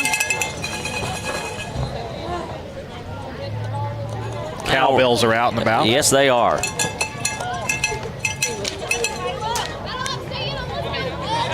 Not as loud as they will be in Starkville, Mississippi in a couple of weekends. College football is almost upon us. It's one of the great traditions of college football. 0-2. Missing away. 1 ball, 2 strikes. From the opposing fan standpoint, though, it is deafening and annoying. Which would you rather deal with? The cowbells in Starkville or the constant playing of Rocky Top in Knoxville? 1-2 pitch. Foul down the right side. Count stays at 1-2. I'd rather hear Rocky Top. I would too. I like the song already as it is, the original version. Do you remember in the mid-2000s when the sticks, everybody had those sticks? When the Angels won the World Series. That was a big deal back then. They had those in there, and they were also deafening. Also those plastic air horns, too, that you blow in. Just missing a little bit low, 2-2. Another good pitch there by Pittman. Just missed out of the zone. That'll even up the count. Cedartown still looking for their first out of the inning here in the top of the 4th. Trion back on top 5-3 after we tied it in the previous inning. The 2-2. Off the end of the bat and foul. You know, I'm sure at some point, too, with Shaylee in the circle and being the senior that she is and that leadership that she shows on that team, she puts a lot of pressure on herself knowing that she's got some issues behind her defensively. She tries to be perfect. 2-2 pops up in the infield. Running catch there by Mariah Westmoreland. Smart play there to go to the bag at second to try to get the double play, but smart running play there by number 29 who's out there, Abby Wheat. That'll be the first out. And the pop out. Big first out there. Glad to see that happen. This will bring up the catcher, Katie DeLay. Katie is 1 for 2 on the afternoon. And, you know, we keep mentioning our infield, but you also have to tip the cap to Trion that's putting the ball in play. I mean, they are making our girls work. Trion ranked 6th in their classification. Just inside, 1 ball and no strikes as Bennett tried to frame it up, but no call on the strike.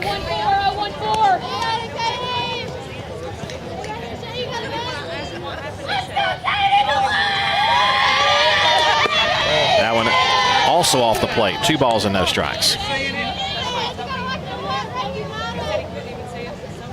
Along with Sam Branch and Joseph Bailey back at the radio station, manning the controls. Andrew Carter with you here from the ballpark at Cedartown. Yosef. 2-0 pitch.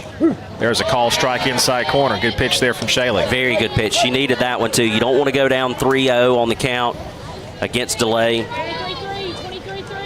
You got 2 on, 1 out. You want to try to come back and pick up an out here against the catcher. 2-1 pitch. Popped up to shortstop, and Halsey is there. She'll make the squeeze right on the grass for the second out.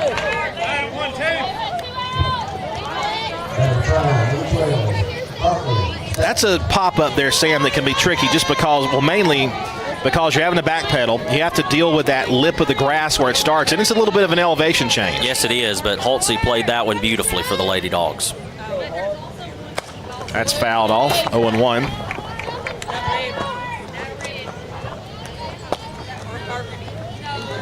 This is Hartley Staton, the designated player. I would anticipate another water break is coming after this half inning is over, as long as they've been out there. I would not be shocked. Maybe after the bottom of the 4th. We'll see. 0-1. Inside, almost hit her. 1-1. She definitely backed her off of the plate out of that left-handed batter's box to Stanton, the designated player. Stanton also 1 for 2. She's got one of the 4 Trion hits this afternoon. The 1-1. Missing outside. 2-1. Atlanta Braves start a brutal schedule. And could be a playoff preview. The Braves and Brewers. Tapper towards shortstop. A chance for Halsey. Throws to first. Good play. Got her. Out number 3 will retire this side, but some unearned runs come across on the result of some errors in the inning. 5-3, Trion on top of the Lady Bulldogs. Bottom half of the 4th coming up. We will take...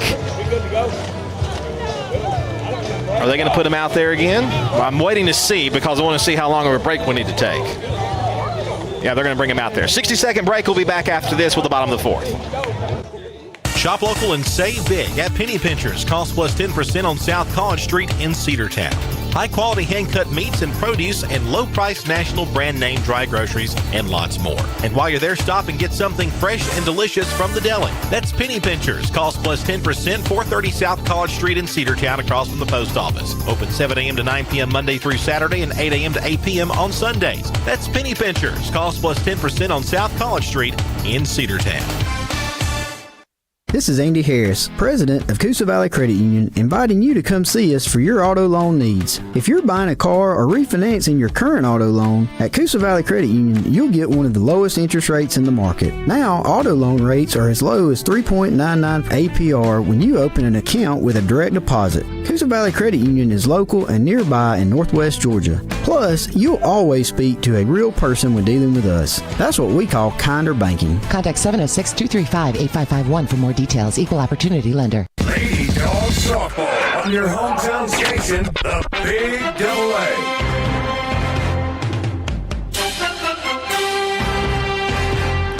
Two more runs for the Trion Lady Bulldogs in the top of the fourth inning.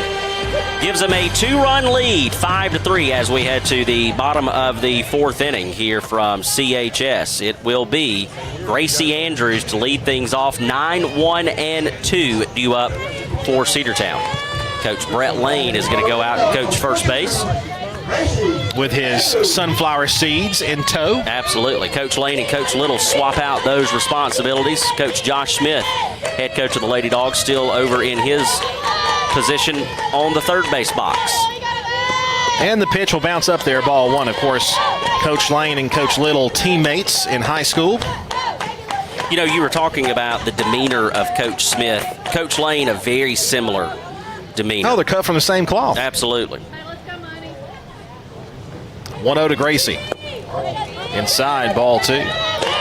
Gracie had that home run in the JV game yesterday and had a good day at the plate in the varsity game as well.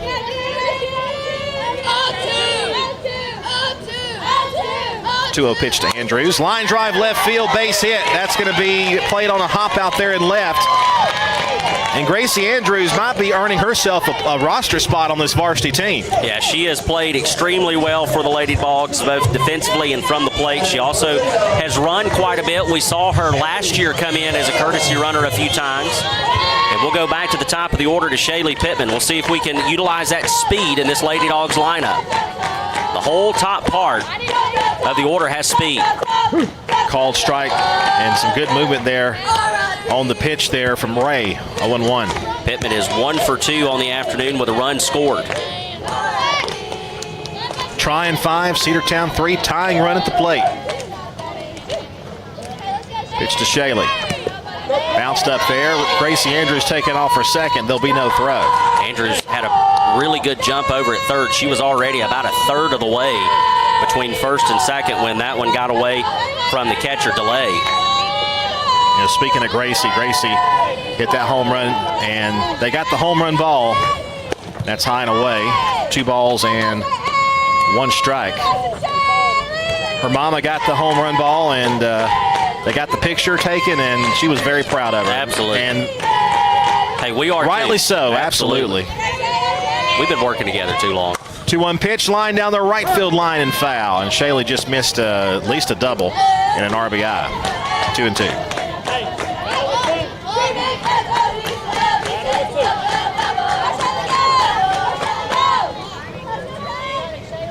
You know, Sam and I are cut from the same cloth too. Sam just the shorter end of the cloth. A shorter end. Yep. Not as much material to work with there. Right. 2-2 the count. Here's the pitch on the way to Pittman. Bounced up there in the dirt, and a big lead there by Gracie, but she'll head back to the bag at second. The count is full, 3-2. She was about halfway in between second and third. Well, the bag at second wasn't covered, so why not? No, it was not. I agree. Just to see if maybe that one will pop far enough away from delay, you can swipe another bag. 3-2 pitch on the way. It's popped up to the right side. Giving chase is the first baseman. She'll run out of room. It almost hits that car parked right there behind the first base dugout. Always a risky place to park your wheels out there. Still 3-2 now to Shaylee Pittman. Here's the payoff. Ball 4 missing upstairs. First and second, nobody out. This will bring up Riley Holtze. Holtze so far 2 for 2 on the afternoon with an RBI. We'll see if she can keep it going here in the bottom of the 4th inning. Going to prompt a coaching visit from the Trion dugout. The Trion Brain Trust looks like it might be a pitching change. And it will be. So we will tell you who the new pitcher is when we come back. Cedartown trails 5-3, but the tying runs are aboard. The go-ahead run will be at the plate when we come back after 60 seconds on the Cedartown Bulldogs Sports Network. Bradford's Drug Store in Cedartown is your locally owned and operated Good Neighbor Pharmacy. Bradford's accepts most prescription plans, and remember Bradford's for all your gift and decor needs. Bradford's pharmacists take time to get to know you and answer any questions you may have. Go by and see Justin Strickland and all the folks at Bradford's, and be sure to use their convenient drive-thru. 500 North Main Street in Cedartown, 770-748-3100. Bradford's Drug, your locally owned and operated Good Neighbor Pharmacy. Rocky and Patty Tillery, 2 Cedartown High School graduates, and they stayed right here in the county and went into business. They employ right at 100 people, and they've been doing that for a long time. Most of their work is from out of the county, but they want to push our youngsters here, no matter what they're doing, Little League, Pony League, high school baseball, basketball, football, and soccer. And that's Polk County Public Service. They appreciate serving you. Lady Dogs Softball on your hometown station, the Big Double A. Cut from the same cloth as you mentioned a moment ago, and that was growing up listening to that great voice that you just heard. The golden voice of the Bulldogs, Frank Burgess. It'll be Harley Stanton, the designated player, that'll come in relief here in the bottom of the 4th. She's a lefty, and the pitch is outside, ball 1. Gracie faking like she's going to third, drawing a throw. Riley originally squared to bunt on that pitch. It was out of the zone, ball 1. So Holtze will climb back in the box against the lefty. Andrews at second, Pittman at first. The pitch. Pitch is in the dirt, gets away. Bunt attempt was on. She pulls it back. It's 2 balls and no strikes, and runners move up to second and third. Golden opportunity for the Lady Bulldogs to at least cut into the lead, maybe tie it. Or even take the lead if he hit one out of here. 2 balls and no strikes. Here it comes. Got the call over the outside corner, 2-1. A good job by DeLay, the catcher there, to bring that one up in the zone a little bit and frame it a little better for the home plate umpire. Gets the call. 2-1 pitch. Fouled back. It's 2-2. Another good pitch there by Staton. Good job of Holtze fouling it off, keeping it timed up. Now she knows where she's ready to go with it. Count 2 balls and 2 strikes. This 4th inning has lasted a long time. And I hope it lasts a little bit longer if the Lady Dogs can take the lead here. Popped up right side. Could be trouble, though. The first baseman, though, will call it, and she will make the catch. And that'll be the first out. No advancement. I tell you, our nemesis today offensively has been the pop-ups in the infield. Those have come at some very inopportune times for the Lady Dogs with runners in scoring position. We were able to score on one of them. Other than that, caused problems. Emma Warren is going to grab a bat and hit here. Of course, I think she came in to play defensively in right field. That's popped up, and that'll be out of play behind us for strike 1. So she takes the place of Mary Grace Haney in the lineup, who's now out of the game. No balls and a strike down to Emma Warren.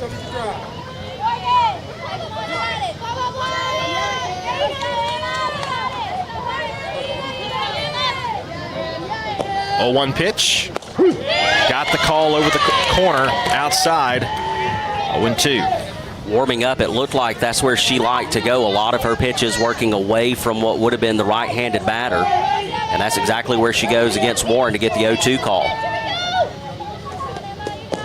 The pitch. Got her swinging on the rise ball for out number 2. That'll be Staton's first strikeout. So this is going to bring up Chloe Ramey. Again, like you said, a golden opportunity for the Lady Dogs, but it's going to be up to Ramey now with 2 outs in the inning. All you got to do is put it in play and see what the defense will do. You got a couple of speedy runners out on the base pads right now. Chloe 0 for 1 with a walk. Big cut to miss, and that one faded away from her, strike one. Andrews at third, the tying run, Pittman at second. A base hit, almost certainly in the outfield at least, will score Pittman and tie the game. But we got to get that hit. No balls and a strike. The lefty deals to the plate, and it just misses outside 1-1. She has been getting calls on that outer third of the plate. She tried to move it maybe a little further out in the zone, see if she could get Ramey to chase one. Good eye by Chloe. That'll even up the count. Long look in, the 1-1 pitch. Bouncer to third, throw on to first is in time. Cedartown threatens but cannot score here in the bottom half of the fourth inning. And once again, we leave 2 base runners aboard. Trion 5, Cedartown 3. We head to the top of the fifth after this 60-second break on the Cedartown Bulldogs Sports Network. Cedartown Automotive is your one-stop for all your automotive needs. For oil changes, new tires, or tire repair, brake work, tune-ups, air conditioner service, or repair, think of Cedartown Automotive. Cedartown Automotive is a longtime supporter of Cedartown High School athletics here on WGAA. Cedartown Automotive on East Avenue in Cedartown. Give them a call today at 770-749-5040 or stop by their beautiful location for fast and friendly service. And all the folks at Cedartown Automotive say, go Dogs! Are you ready for steel? Equipment, that is. At Croker's Hardware in Cedartown, we've got all the steel equipment. Blowers and shredder vacs, chainsaws, augers and drills, trimmers and brush cutters. We're very proud to be a retailer for the steel product line. As an independent dealer, we can provide many services that the big box chain stores just can't match. Our friendly and knowledgeable staff is always ready to help you select the equipment that meets your specific needs. So call Croker's for a steel today. That's 770-748-4842 to learn more about steel in Cedartown. Lady Dogs Softball on your hometown station, the Big Double A. Lady Dogs threaten in the bottom of the fourth inning, but leave 2 runners stranded, and we'll go to the top of the fifth, 5-3. A big-time matchup in high school sports just north of us, up in Tennessee. Baylor out of Chattanooga will take on Brentwood Academy. Those 2 teams battled it out for the state championship. It'll be on ESPN2 tonight at 8 o'clock. A kid by the last name of Manning attends Baylor. Line drive, right center field, base hit, gets past the glove of Emma Warren, goes all the way to the wall. It's going to be a leadoff double for Ella Ray, and she was the original starting pitcher, but helps her original calls. A double, runner at second, and nobody out here in the top of the fifth. Not the way you want to start off the inning if you're the Lady Dogs. Shaylee already up to now 70 pitches. That'll bring up Stella Morrison, the center fielder. Morrison is 0 for 2 with a run scored. Trion with a 5-3 lead, runner on second base, and nobody out. Bunt attempt, it's high and away, ball 1. Not a bad idea there if you're the Bulldogs of Trion. This is basically the rubber game of this week. If Cedartown was to win it, they would take 2 out of 3, but if they fall, they'll only win 1 out of 3. That one fouled off. It's 1-1 on the bunt attempt. And we are absolutely paying retribution for last night's short game of only 3 innings.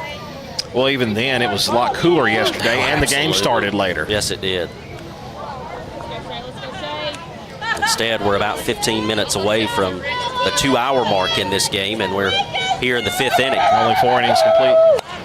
Grounded toward first. That's got a roll foul, almost a swinging bunt. 1-2. Another good crowd on hand again here tonight from both squads. Appreciate the fans coming out and supporting these girls, whether they're wearing the red or the blue.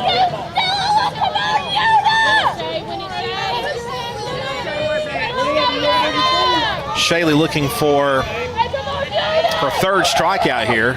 And she'll get it. Swing and a miss for strike 3. A piece of work there by Pittman. Knew she needed an out, and so she records it herself.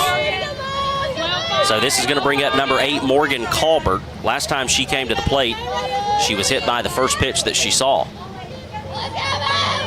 There's a tapper back to the circle. Only play will be to first base as Ella Ray advances to third on the play. That's 2 out. And it was kind of an unusual situation, too, because Colbert batted, then she was relieved for the original batter she pinch hit for, and then came back in to run when she was at third base. This will bring up Lively. Lively, the first baseman, is 1 for 2. A run scored and 2 RBIs so far for her. And the pitch, it's fouled back, 0-1. She's had a good day at the plate for the Lady Bulldogs in blue.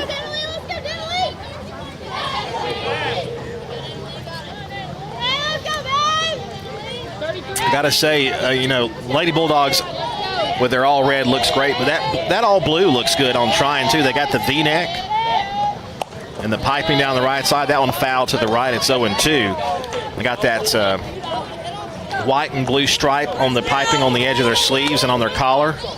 Very classic look. Trion in script on the front. I like it.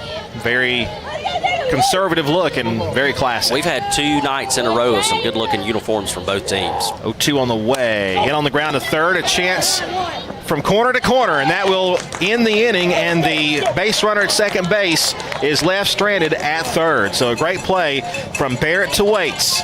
We head now to the bottom half of the 5th inning. No runs come across for Trion. Cedartown will try to eat into this lead, 5-3. 60-second break. Cedartown Bulldogs Sports Network.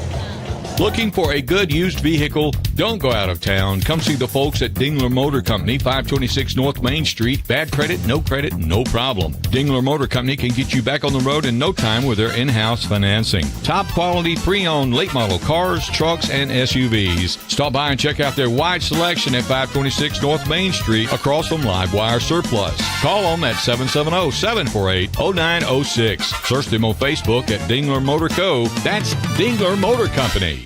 Cedar Valley Golf Course has been the place to play golf in Cedartown and Polk County for 100 years. Locally owned and operated since 1924, Cedar Valley Golf Course offers 18 holes of some of the most beautiful fairways and greens in the area. Cedar Valley Golf Course is a proud supporter of the Cedartown High School Bulldogs and the greater Cedartown and Polk County region. Call today for tee time, 770-748-9671. Located just south of Cedartown at 1811 Buckhannon Highway. Cedartown's original golf course celebrating 100 years. Cedar Valley Golf Course. Lady Dogs Softball on your hometown station, the Big Double A.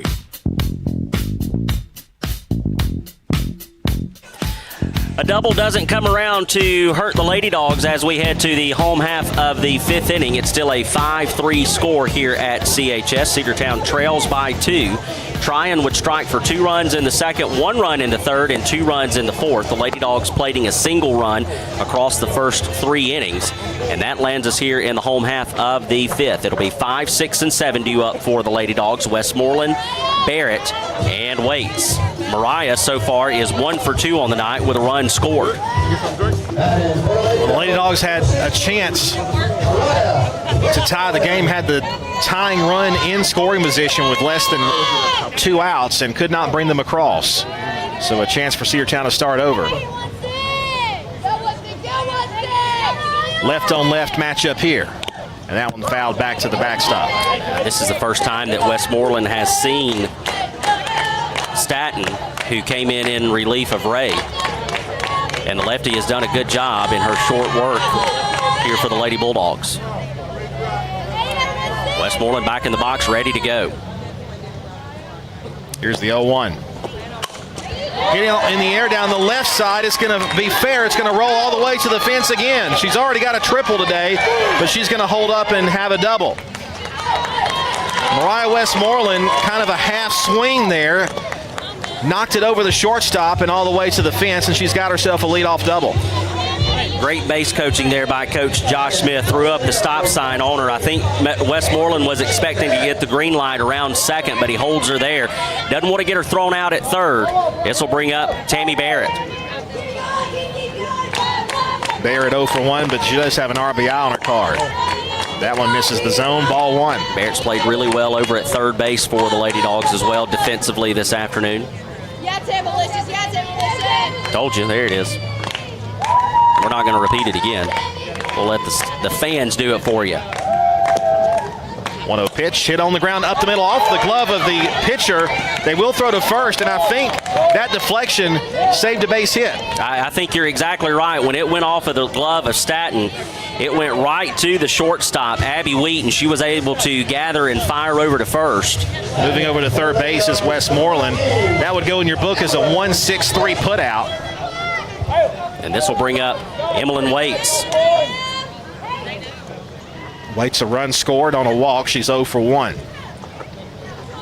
Westmoreland at third, the pitch. Strike called just over the outside corner. Both pitchers has definitely been getting the benefit of that call on the outside part of the plate. Yeah, that outside corner has been open for business, especially to righties. 0-1 on the way. That one a little low that time. 1 ball, 1 strike. But I will say, in defense of the home plate umpire, it's been consistently open for business. Both teams, both pitchers, or all 3 pitchers now, I should say, have been able to get that call. The 1-1.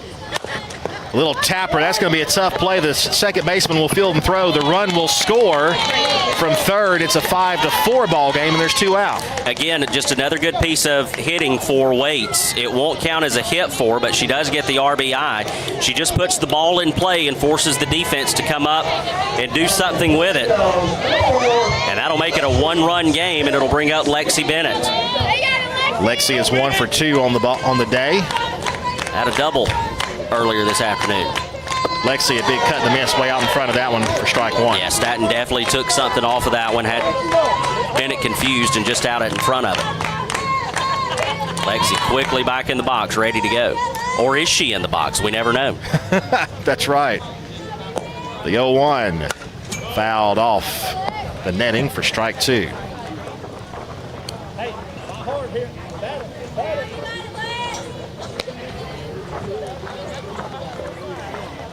If you don't know what we're talking about, just go back and watch the Altoona game. Absolutely. And go to the 6th inning and watch the top of the 6th. A little bit of fireworks. Just a bit. 0-2 the count with 2 outs. A run is in for Cedartown. The pitch on the way to Lexi. And she'll swing and miss on the off-speed pitch, and that'll be out number 3. But Cedartown is a run closer. It's a 1-run game through 5. 5-4 lead for Trion.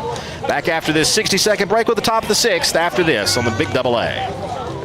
Make the right play. Go to Peach State Ford in Cedartown today. Rush to Peach State Ford in Cedartown. Peach State Ford has a championship lineup of new and pre-owned vehicles. Peach State Ford is now open in your backyard. Peach State Ford is proud to be part of your local community. Whether you're waiting for your vehicle to get serviced, picking up a part for your vehicle, or stopping by to check out a new vehicle for yourself, Peach State Ford offers a wide range of amenities to enhance your experience. Peach State Ford in Cedartown, 2076 Rockmart Highway, 770-748-3673. Looking for great deals? Stop by Livewire Surplus, located on North Main Street in Cedartown. They've got everything from tools and generators to patio furniture, lawn mowers, flooring, cleaning supplies, mini splits, and much more. Whether you're tackling a project or upgrading your space, they've got what you need. Come check them out at the store today. You'll never know what you might find. Check them out on Facebook or visit their new website, livewiresurplus.com.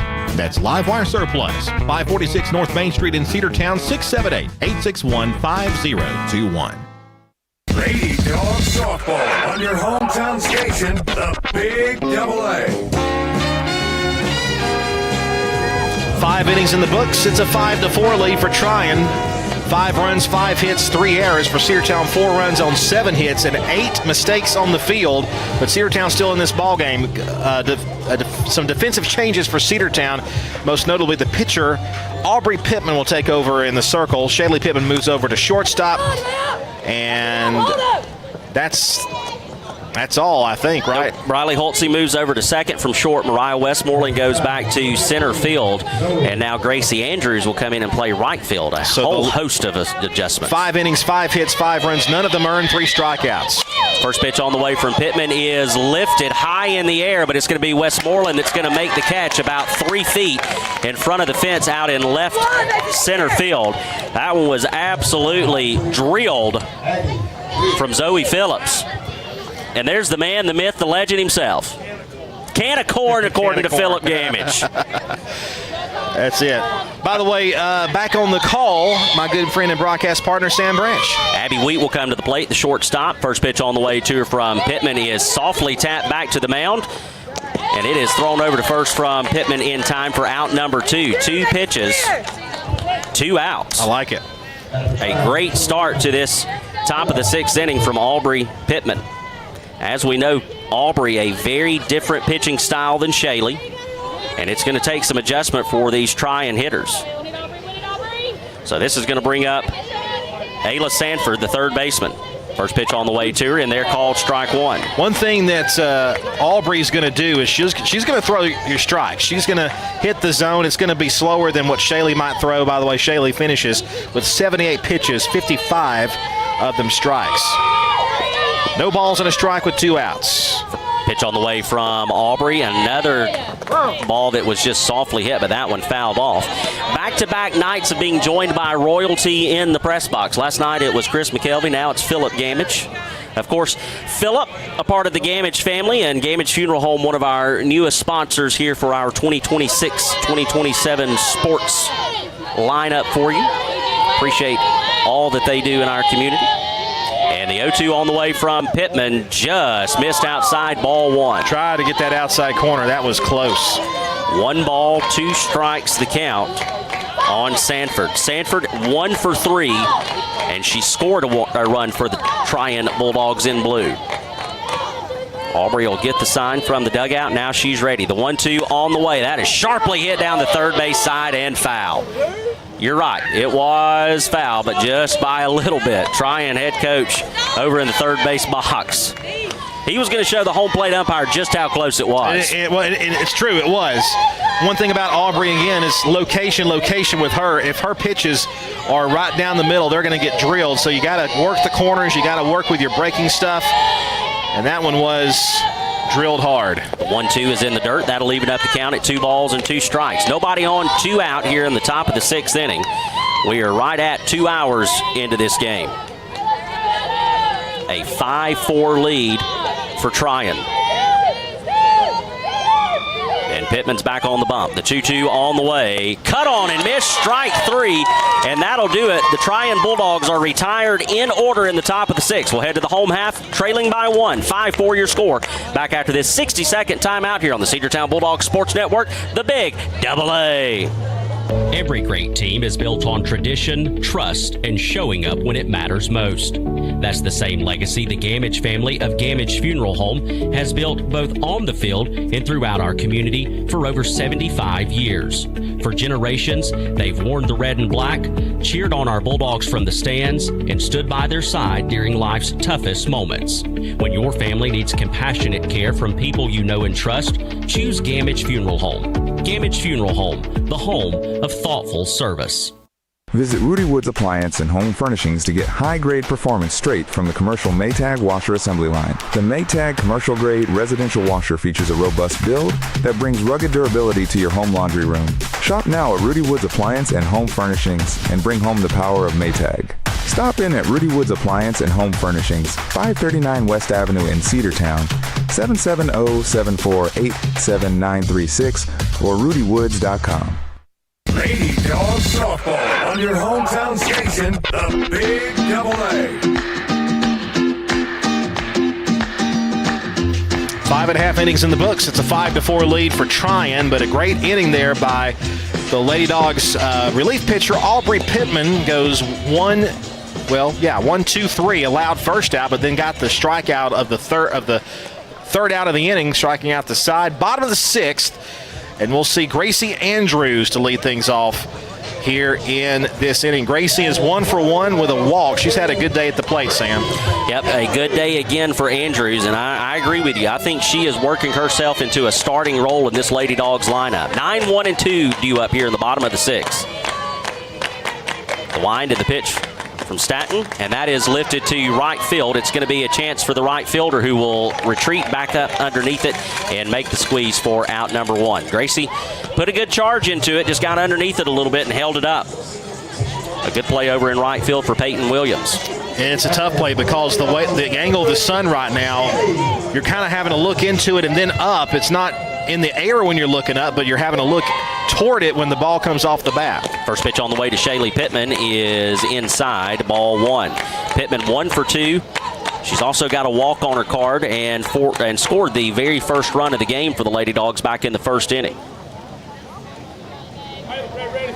Staton looks in, the wind, and the pitch to Pittman, and that is swung on and missed. Strike 1. Again, she went with that off-speed pitch that we saw her use last inning and had Pittman out in front of it. Yeah, that's just some stinky cheese right there. Maybe of the blue variety. The 1-1 on the way. That is lifted foul, out of play, and that's going to reach the parking lot. No, it will reach the rock quarry, and we'll have to employ some of our miners again to go dig that one out. They get a complimentary hard hat and a bottle of water. Sam is on a roll today. 1 ball, 2 strikes to count on Pittman. And the pitch on the way. And that one is lifted. A chance for the center fielder. She's going to retreat, work to her left, and make the grab for out number 2. So that'll be the second out of the inning, as both outs have been the result of flyouts to right field and then right center. Got to tip your hat to Hartley Stanton, the relief pitcher out there. She's done a great job coming in relief, getting around a little bit of trouble. 2 quick outs here. Briley Hulsey will try to keep it going. She's 2 for 3 with an RBI so far today, so we'll see if she can get her 3rd hit of the game. First pitch on the way to her, and that is hit to the left side, and that is going to be her 3rd hit, as it is going to land in shallow left field, and Hulsey with a 2-out single will keep the inning going. Looks like Mary Grace Haney has grabbed a bat, and she's going to come back in her original spot in the order. Haney was 0 for 2 before Emma Warren pinch hit for her. So Haney back in the box, ready to go. Strategery. Staton, the long look in, pitch on the way, runner goes, hit back up the middle, and that's going to get through. They're going to wave Hulsey. No, they're going to throw the stop sign. A wise choice, yes, by Coach Josh Smith over down the 3rd base line, and that'll put runners on the corners and 2 outs. That outfield over there, and especially the right side of the outfield, has been pretty solid, especially here late in the game, running down some pretty tough fly balls and then cutting that one off and saving a run. And now there's a question about whether or not Coach Smith re-entered Mary Grace Haney into the lineup. And so the home plate umpire is explaining to the Trion coach that yes, they re-entered her, but the umpire failed to alert Trion. And so Cedartown will have runners on the corners and 2 outs, and a good bat, another good spot for Chloe Ramey. I said it earlier in the game when she was in a clutch spot at the plate. No better bat right here. 2 on, 2 out. Cedartown trails by 1, bottom of the 6th inning. You don't want to wait till the bottom of the 7th to try to tie it up or take the lead. Let's do it right here with the senior Ramey. First pitch on the way to her from Staton. Runner goes from first, and they will throw down to 3rd, and they got us caught up in a rundown, and they will tag Hulsey. A heads-up smart play by Trion. Haney broke for 2nd. Hulsey led off from 3rd, and they threw down to 3rd, and that'll be the 3rd out of the inning. Cedartown will go to the top of the 7th, down by 1, 5-4. Back after this 60-second break here on the Cedartown Bulldogs Sports Network, the Big Double A.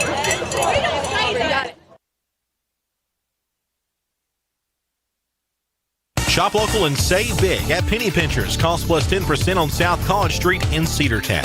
High-quality hand-cut meats and produce and low-priced national brand name dry groceries and lots more. And while you're there, stop and get something fresh and delicious from the deli. That's Penny Pinchers. Cost plus 10%, 430 South College Street in Cedartown, across from the post office. Open 7 a.m. to 9 p.m. Monday through Saturday and 8 a.m. to 8 p.m. on Sundays. That's Penny Pinchers. Cost plus 10% on South College Street in Cedartown.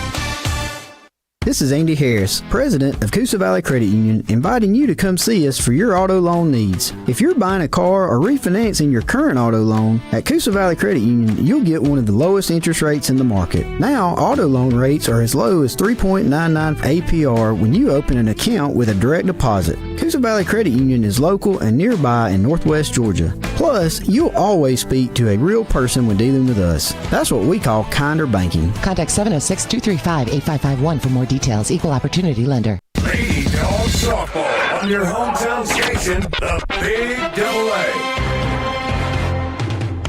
Tough ending to the bottom half of the sixth. Here we are at the top of the seventh. First pitch from Aubrey Pittman is in there for a called strike one on Katie DeLay, who ended that inning with a heads-up throw down to third to get Briley Holtze. Got her leaning and then got caught in the rundown. Pitch on the way to her. That is hit down the third base side and foul. Right at the coach. DeLay is 1 for 3 on the afternoon. Again, Cedartown football returns tomorrow night. Sam Branch, Andrew Carter, Chris McKelvey on the Sports Talk Live pregame show with our special guest. This guy back here knows who he is. The 0-2 misses. Ball one. Elliott Oeger. Yeah. Yep, absolutely. Going to be joining the... He's interning with us this fall. Senior at Pepperell, and he's interested in broadcasting. 1 ball, 2 strikes, the count on DeLay. Pittman will get the sign and the pitch. And that one is a chopper again down the third base side and foul. Then we'll have our locker room report with head coach Tommy Atha at the top of the hour, and then we'll send it up to the broadcast booth at the bottom of the hour for kickoff. Andrew Carter, Joe McClendon, and the great Frank Burgess on the call. I'll be down on the sidelines. Baking in the sun. Baking in the sun. 1 ball, 2 strikes. Pitch on the way, and that is a blooper, and it's going to get down in center field in front of Mariah Westmoreland for a leadoff single. We have seen a few of those tonight. And DeLay will have her second hit of the night, and that is going to bring up Harley Staton, who came in relief of the starting pitcher, Ray. We're going to have a courtesy runner. That's number 17, Miley Barnes, out there to run for the catcher, DeLay. Joseph Bailey will be on the camera for us, as well as our good buddy, old Kelly O'Neill, down on the sideline with me. First pitch on the way. Called strike one. Either I just missed this last year or I knew and I forgot. But Kelly was telling me during the Hiram game that he got absolutely bulldozed last year in a game. Well, if anybody can take it, he can. He's in great shape. Absolutely. The 0-1 is hit to the right side. It'll be a play for Holtze, who will field and fire to first for the first out of the inning. The runner does move up to second base, but we at least get an out of it. And that's going to bring up Ella Ray, who started this game in the center circle for Trion. Well, and the right decision not to try to go to second base. You would not have a good angle to throw there, and you're probably not going to get the runner anyway. Absolutely. So get that sure out over at first and take your chances. And that's something that she's going to have to stick with the rest of her career, knowing that. Pitch on the way, cut on and missed.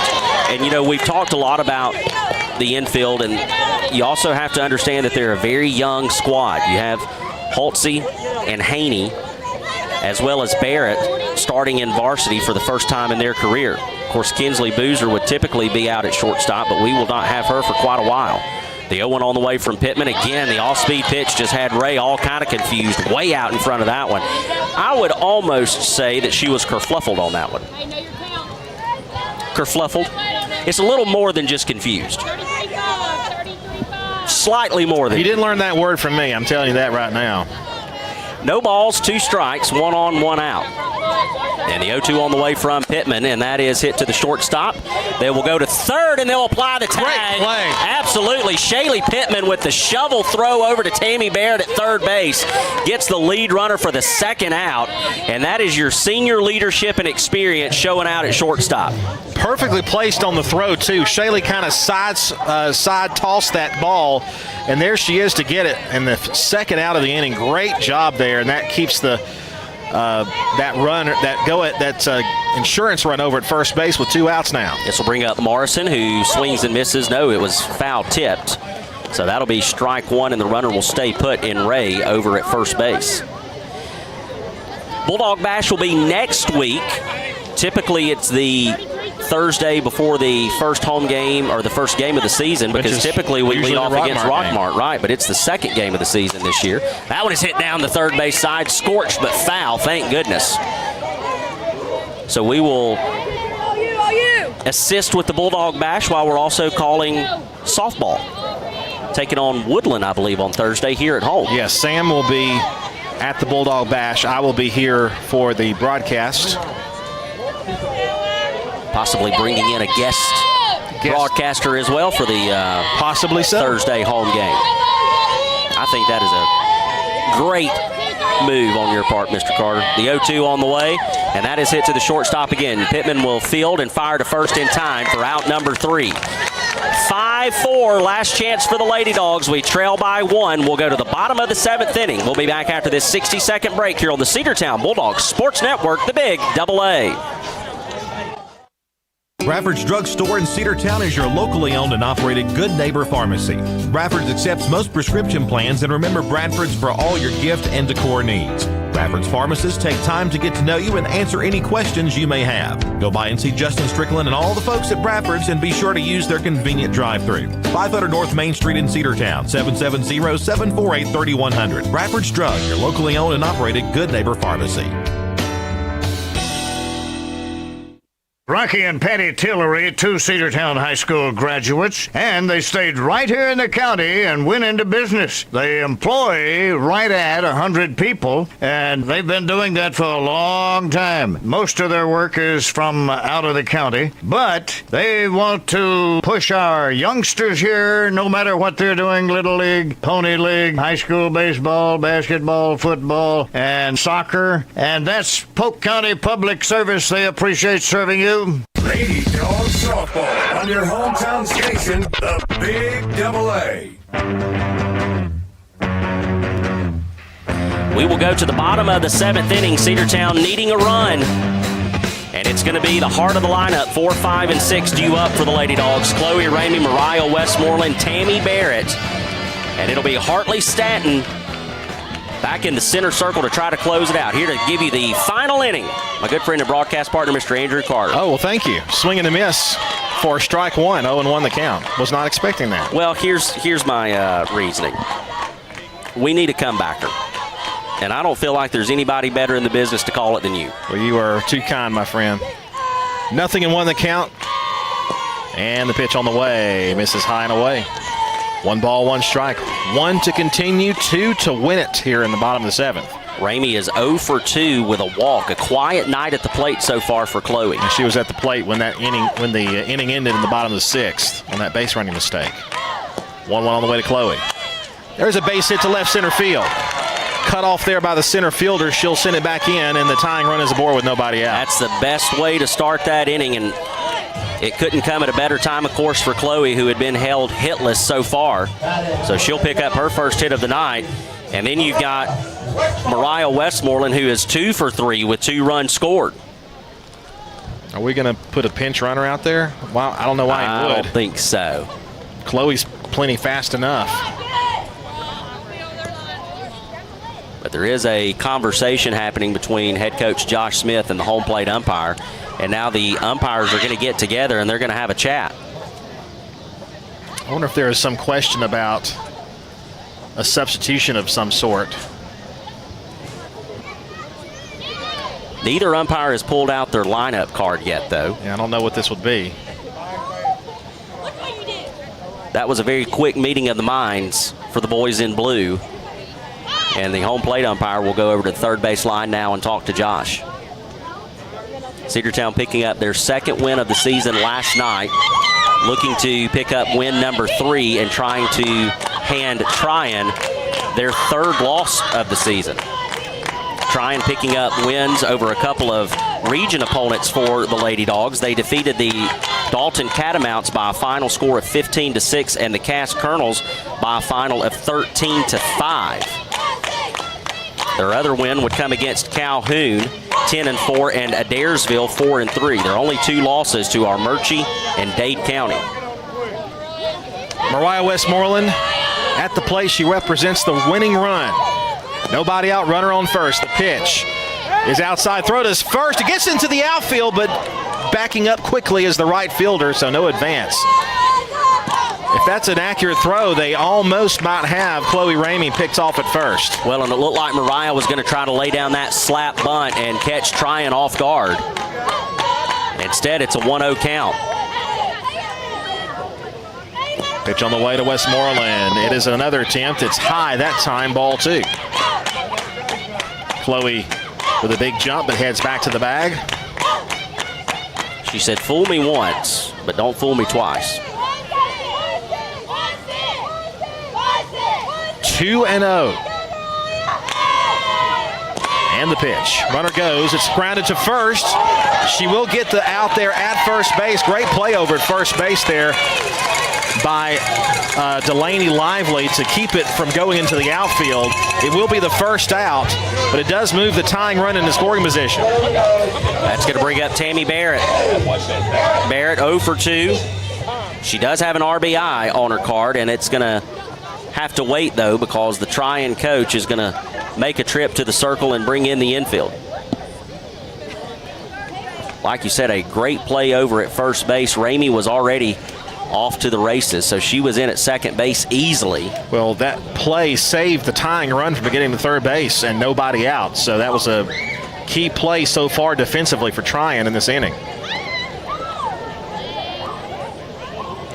It also leaves the winning run at the plate rather than on base. Cedartown will break their huddle. Ramey will head back out to second. Barrett's going to come back to the plate. Trion breaks their huddle. Impressive outing in relief by Hartley Stanton, who would start this game off as the designated player and come in relief of Ray. Sam, the bottom of this lineup for Cedartown has been pretty good today. Although Barrett does not have a hit, she does have an RBI on her card. The rest have hits. Pitch swung on and missed for strike 1. Yep, got way out in front of that pitch, did Barrett. Just got to settle in. Waits doesn't have a hit either, but she does have a run scored. Also has a walk and an RBI. 0-1 the count.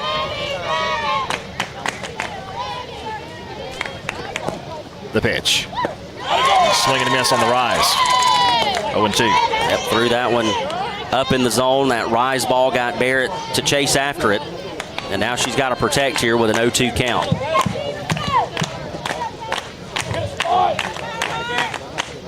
Tying run at second with 1 out. 0-2 the count now to Barrett.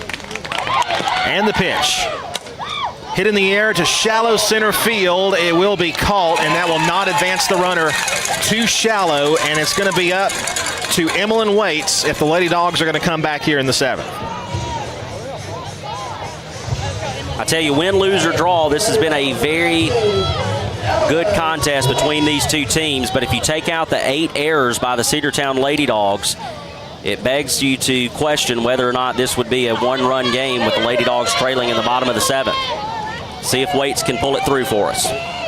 Waits swings and foul tips at strike 1. Listen, she was trying to send us home on that pitch, I think. Big cut. Lexi Bennett waiting on deck. She'd love to have a turn here. Bennett already with a double on the afternoon. But right now the focus on Waits. The 0-1. High, 1-1. Not a bad pitch at all there by Stanton to try to get Waits to chase at something up and out of the zone. She's had success with that rise ball against previous hitters. It'll even up the count, though. 1-1 pitch on the way. Fouled off, and Cedartown down to their final strike. That one will hit the car in the parking lot, right off of the driver's side rear door. You know, I have a dent in my car courtesy of a softball, and it did not come from a softball game. It came from a one Pierce Davis in my driveway. Nothing intentionally, just, you know, airmailed a little throat. That's all right. It happens. The 1-2. Outside. 2-2. That was close. Trion thought they had a strikeout, but it was too far outside and off the plate. Good take there by Barrett, or rather by Waits. It's 2 balls and 2 strikes.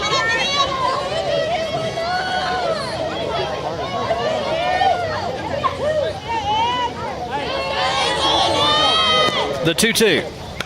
Just got a piece to stay alive. I mean, just barely. Fouled it back to the netting. 2 balls and 2 strikes, your count. I tell you what, Waits is putting up a great battle here at the plate for the Lady Dogs. Trying to keep this one going. 2-2. Tying run at second with 2 outs. And the pitch. Little tapper foul. I think that one also came off of her helmet. But no harm there for Waits.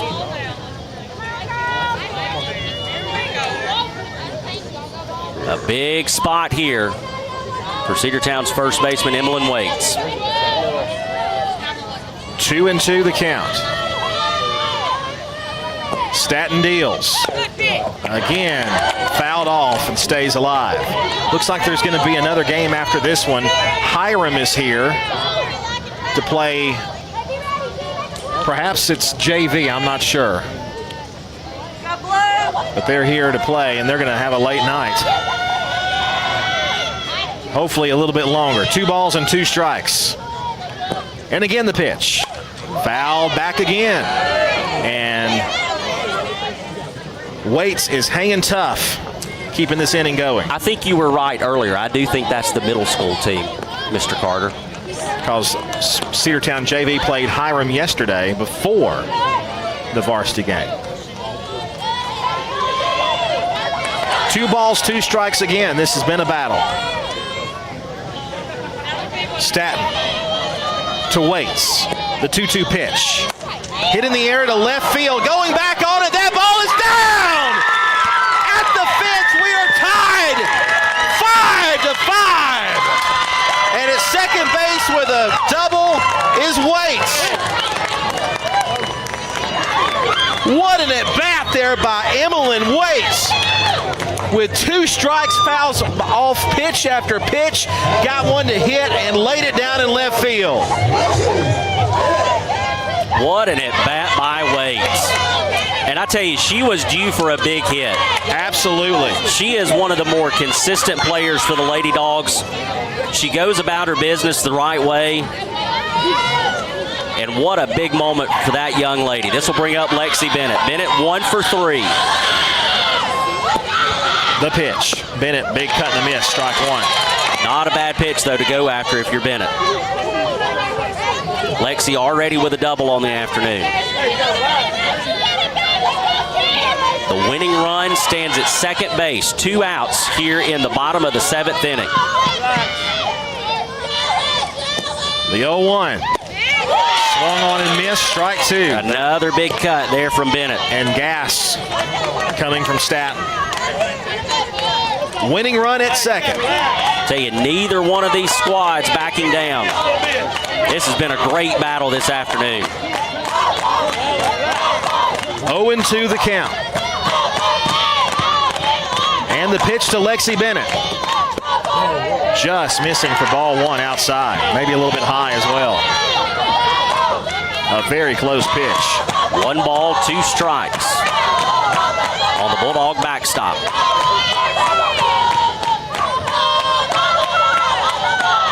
The 1-2. Just missing again. Ball 2. I'll tell you this. I don't even think they're calling pitches for Staton. I think they're letting her call her own number. No wristband. Not looking into the dugout. Working very quickly. We'll see what she comes back with. The 2-2 pitch to Lexi. Foul back to stay alive. These batters for the Lady Bulldogs in this inning have just been stellar. Well, they have just been battling, just consistently battling. 2 balls, 2 strikes. 5-5 tie, bottom of the 7th. Now time. Looks like she wants a new softball. Yep, and she will get one. She can't have mine. This is my lucky softball. That's right. Well, maybe she's not going to get a new one. Maybe. Catcher's just going to wipe it off for her. There you go. Clean it up a little bit does delay. It delays from delay. Yeah, it does. Everybody back where they're supposed to be. The 2-2 pitch with a runner at second. Little tapper hits a shortstop. She'll field and throw. It's down! It's away! And Cedartown is going to win this ball game. A low throw will do it, and scoring the winning run is Emmeline Waits. Your final score is 6-5. Lady Bulldogs win in the 7th. What a comeback for the Lady Dogs. The story of the game so far had been the errors on Cedartown's defense, but the Bats hang in there. They force Trion to make a bad throw, and they come away with the 1-run win, and they will pick up 2 out of 3 in non-region play. We'll take a 60-second break. We'll come back and wrap it up. You are Cedartown High School Lady Dogs softball here on the Cedartown Bulldogs Sports Network, the Big AA. Cedartown Automotive is your one-stop for all your automotive needs. Oil changes, new tires or tire repair, brake work, tune-ups, air conditioner service or repair, think of Cedartown Automotive. Cedartown Automotive is a longtime supporter of Cedartown High School athletics here on WGAA. Cedartown Automotive on East Avenue in Cedartown. Give them a call today at 770-749-5040 or stop by their beautiful location for fast and friendly service. And all the folks at Cedartown Automotive say, go Dogs! Have you been to Croker's Hardware and Supply lately? Croker's is the place to find everything you need, from boots to fencing, from plumbing supplies to wood and gas stove fittings, everything, even paint and flooring. Whether you're building or repairing, everything you need is right here at Croker's Hardware on East Avenue. Name brands galore right here in your back door. Orca and Yeti coolers and tumblers, case knives, native eyewear, buck stove grills, and more. At Croker's, you can find everything. Go by and see the friendly staff there at 1192 Rockmart Highway. That's Croker's Hardware in Cedartown. Lady Dogs softball on your hometown station, the Big AA. Cedartown Lady Dogs come from behind, plating 2 runs in the bottom of the 7th inning to pick up a 6-5 win here at home on a Thursday night, topping the Trion Bulldogs. Final line tonight, Trion 5 runs on 6 hits and 4 errors. Cedartown 6 runs on 11 hits and 8 errors. Shaylee Pittman would go 5 innings, giving up 5 runs, none of them earned on 5 hits and 3 strikeouts. Aubrey Pittman would come in relief and go 2 innings, giving up just a single hit and recording 1 strikeout. Cedartown improves to a record of 3-4 on the season, while Trion will now fall to 4-3 on the season. The Lady Dogs will return to action next week as we go on the road on Tuesday to take on the Cartersville Purple Hurricanes, back to region action, and then back here home on Thursday to take on the Woodland Wildcats. Our next broadcast for Cedartown Sports will be tomorrow night. It'll be Football Fridays here on the Big AA. Pregame show begins at 6 o'clock, followed by the locker room report at 7, and then kickoff at 7:30 with the guys in the broadcast booth. For Joseph Bailey back at the station, manning the controls, keeping us on the air, for my good friend and broadcast partner, Mr. Andrew Carter, I'm Sam Branch, saying, as always, folks, until next time, good night, God bless, and go Dogs. W291 TS Cedartown. Your home for the Cedartown High School Bulldogs. AM 13.